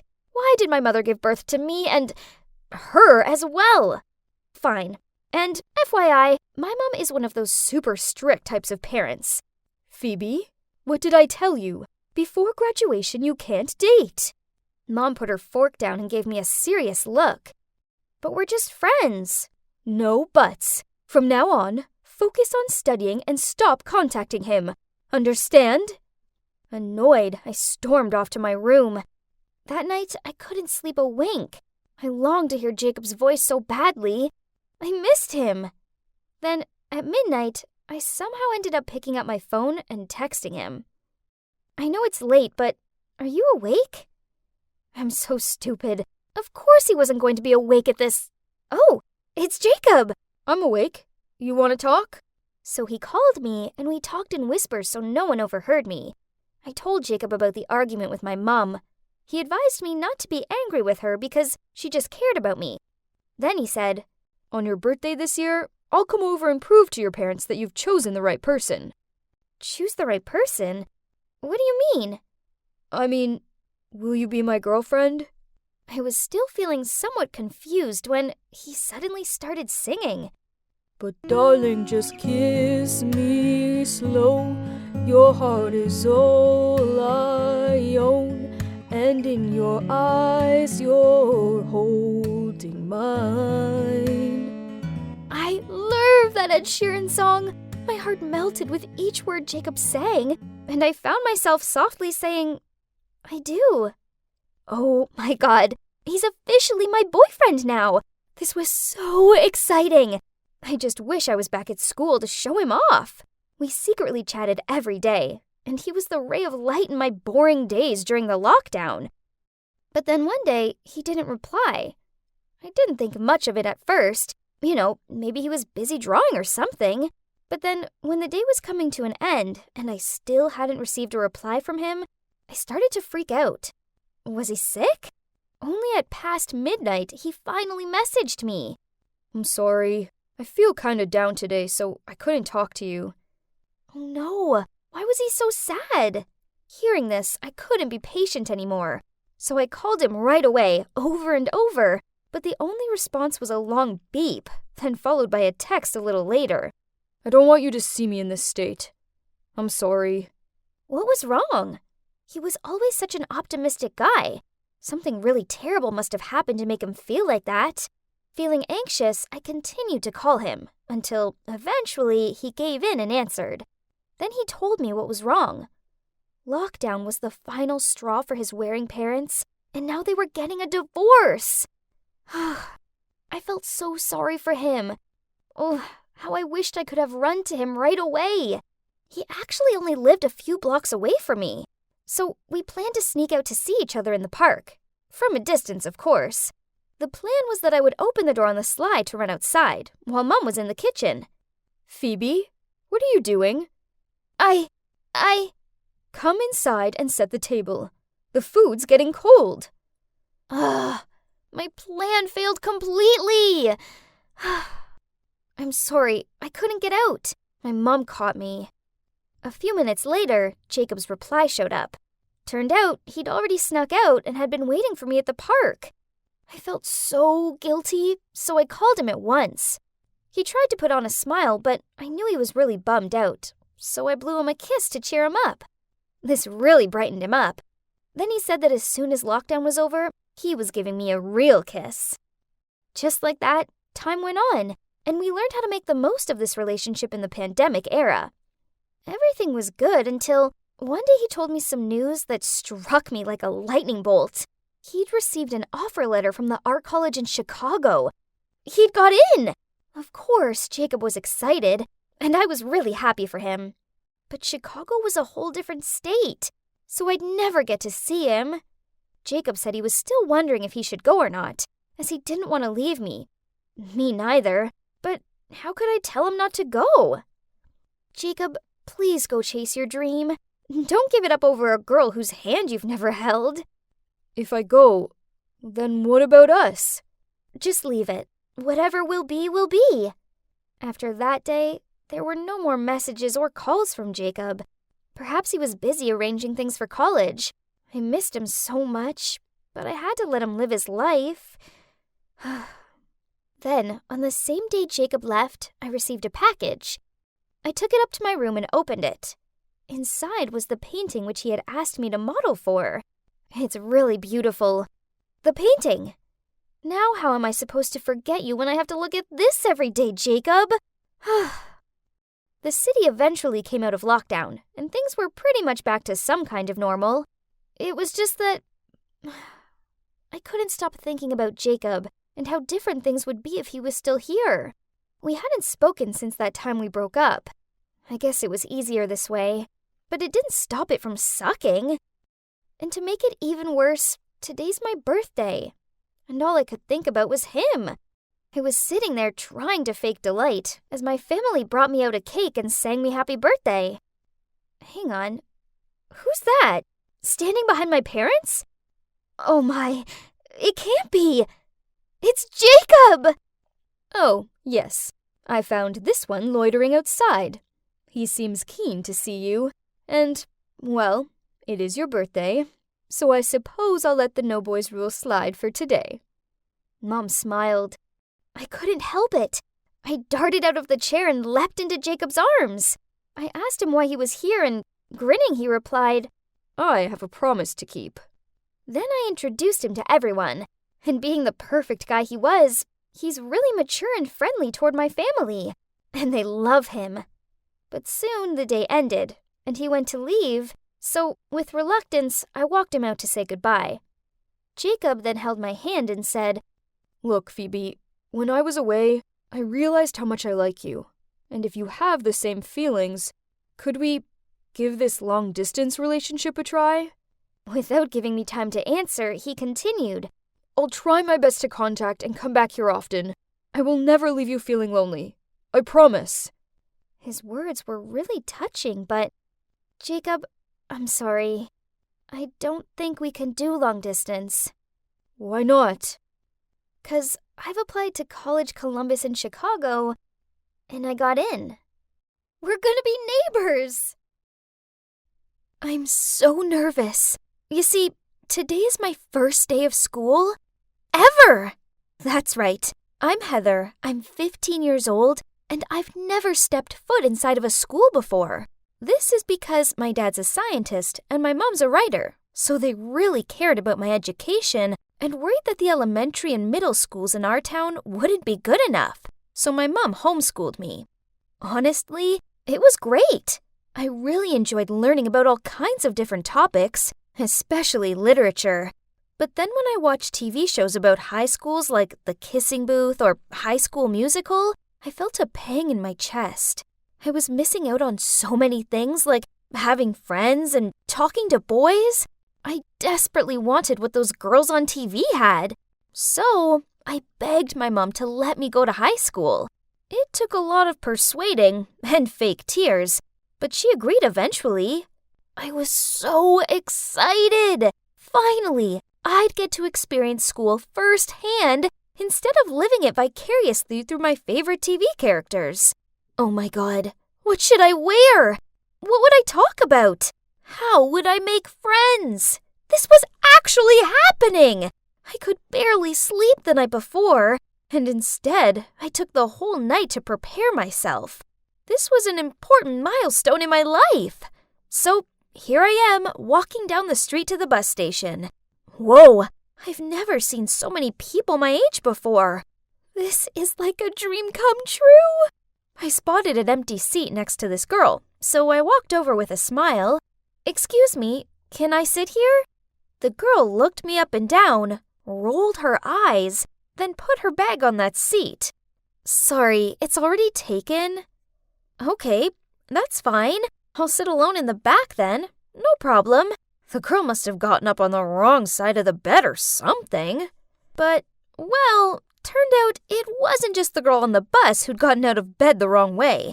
Because as soon as Mrs. Hickson, my English lit teacher, introduced me to everybody in class, I could see that everyone was giving me weird looks too. Were they making fun of me? But why? Did I have jam on my face? Mrs. Hickson showed me to my seat, and the class began. By now, you've all had plenty of time to finish reading The Great Gatsby. Aw, I adore that novel. Throughout the novel, Fitzgerald continuously references a green light that Gatsby keeps on reaching for. Can anyone tell me what the green light symbolizes? I looked around, expecting to see everybody raise their hand. But to my shock, they were all staring down at their desks to avoid eye contact with Mrs. Hickson. Huh?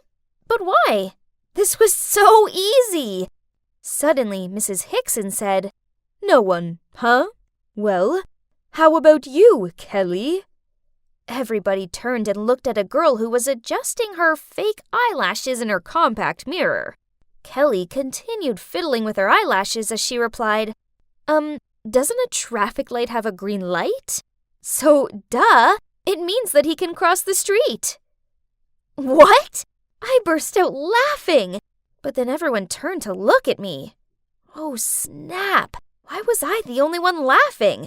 I mean, her answer was totally hilarious. Mrs. Hickson walked towards me. Oh no, was I in trouble? Heather appears to be the only one here who understands why Kelly's answer was ridiculous. Can you explain this to your classmates?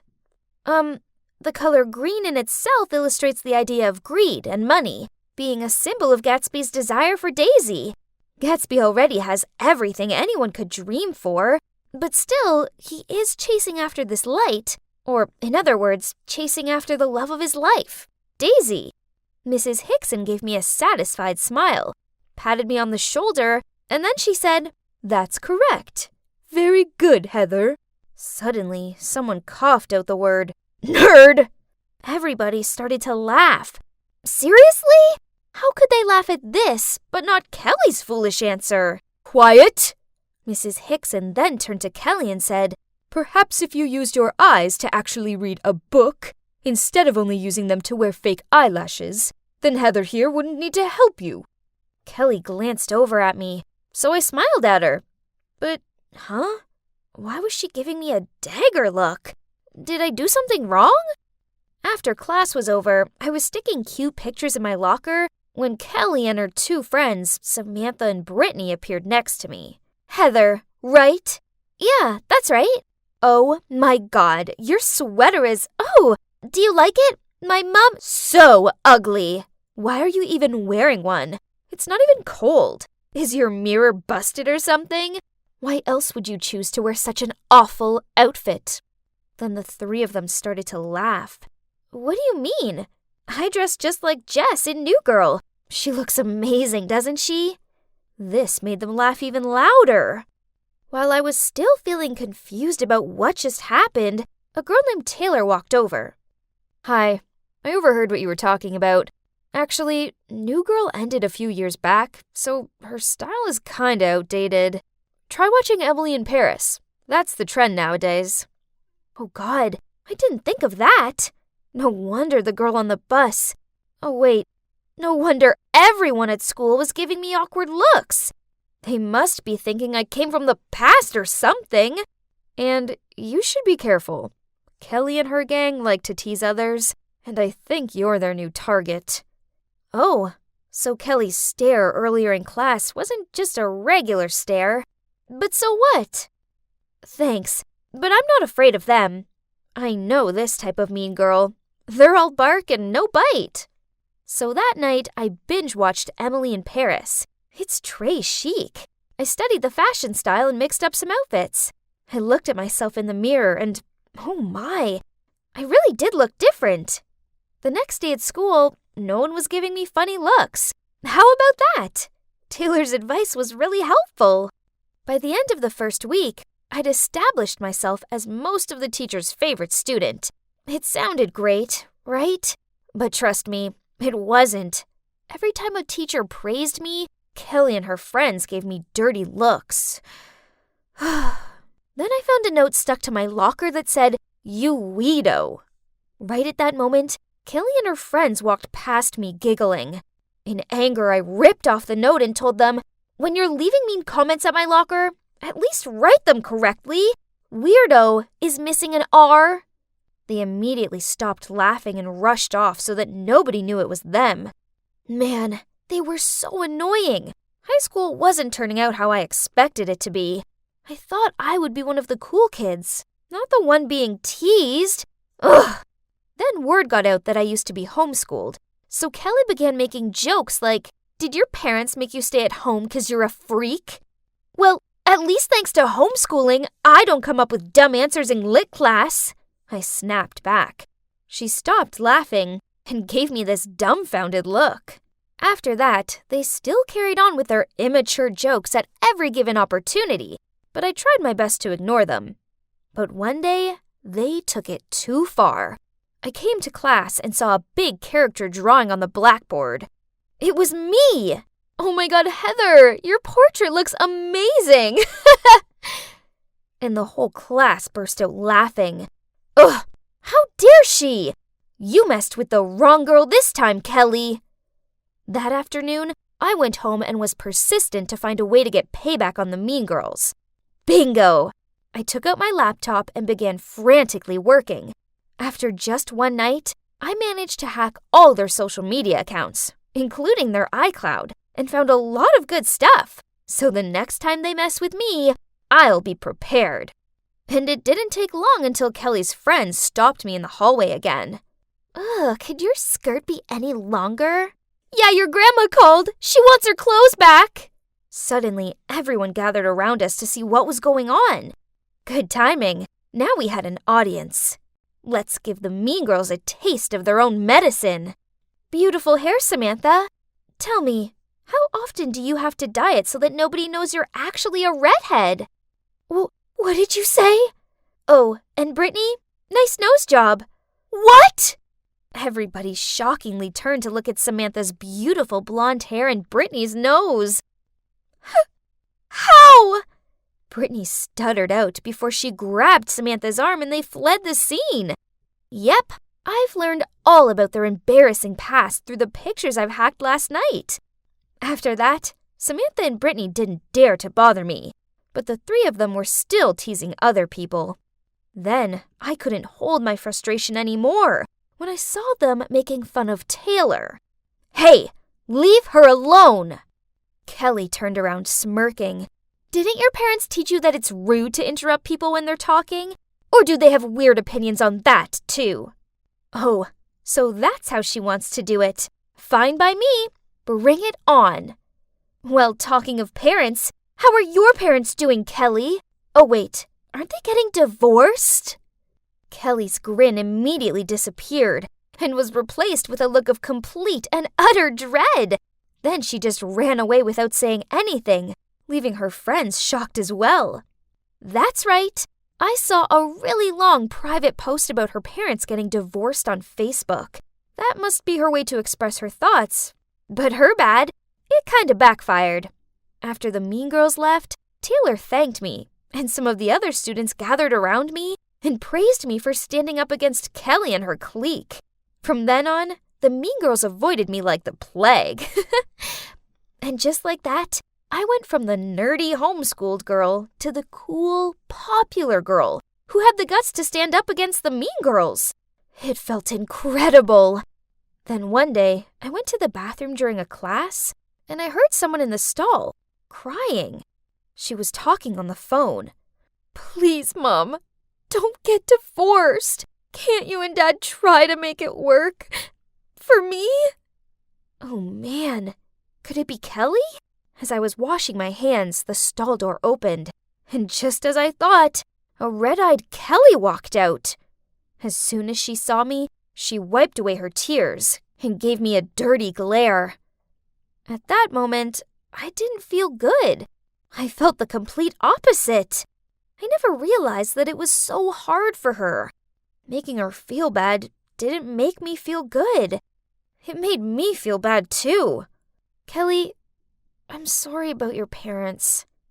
But she just snorted, then went to leave. I grabbed her arm. Please, Kelly, I didn't mean to hurt you. Kelly looked me in the eyes and said, But you did! I know. I'm sorry. I wasn't thinking straight. I kept apologizing to her, and after a while she eventually said, Well, I suppose I was kind of mean to you too. We ended up talking, and she told me that she teased people to make her feel better about her family situation, which she was struggling to deal with. So I opened up to her about how nervous I was about starting school. We actually had a great talk, and the air was cleared between us. So, you see, from that moment on, things between me and the mean girls were great. Oh, wait, they aren't the mean girls anymore, just simply Kelly, Samantha, and Brittany. They learned that their actions towards me and other students weren't cool, and they finally understood how it felt like being laughed at, so they don't do it to anyone else anymore. So, in the end, high school turned out to be pretty amazing, just like I imagined it to be, but even better.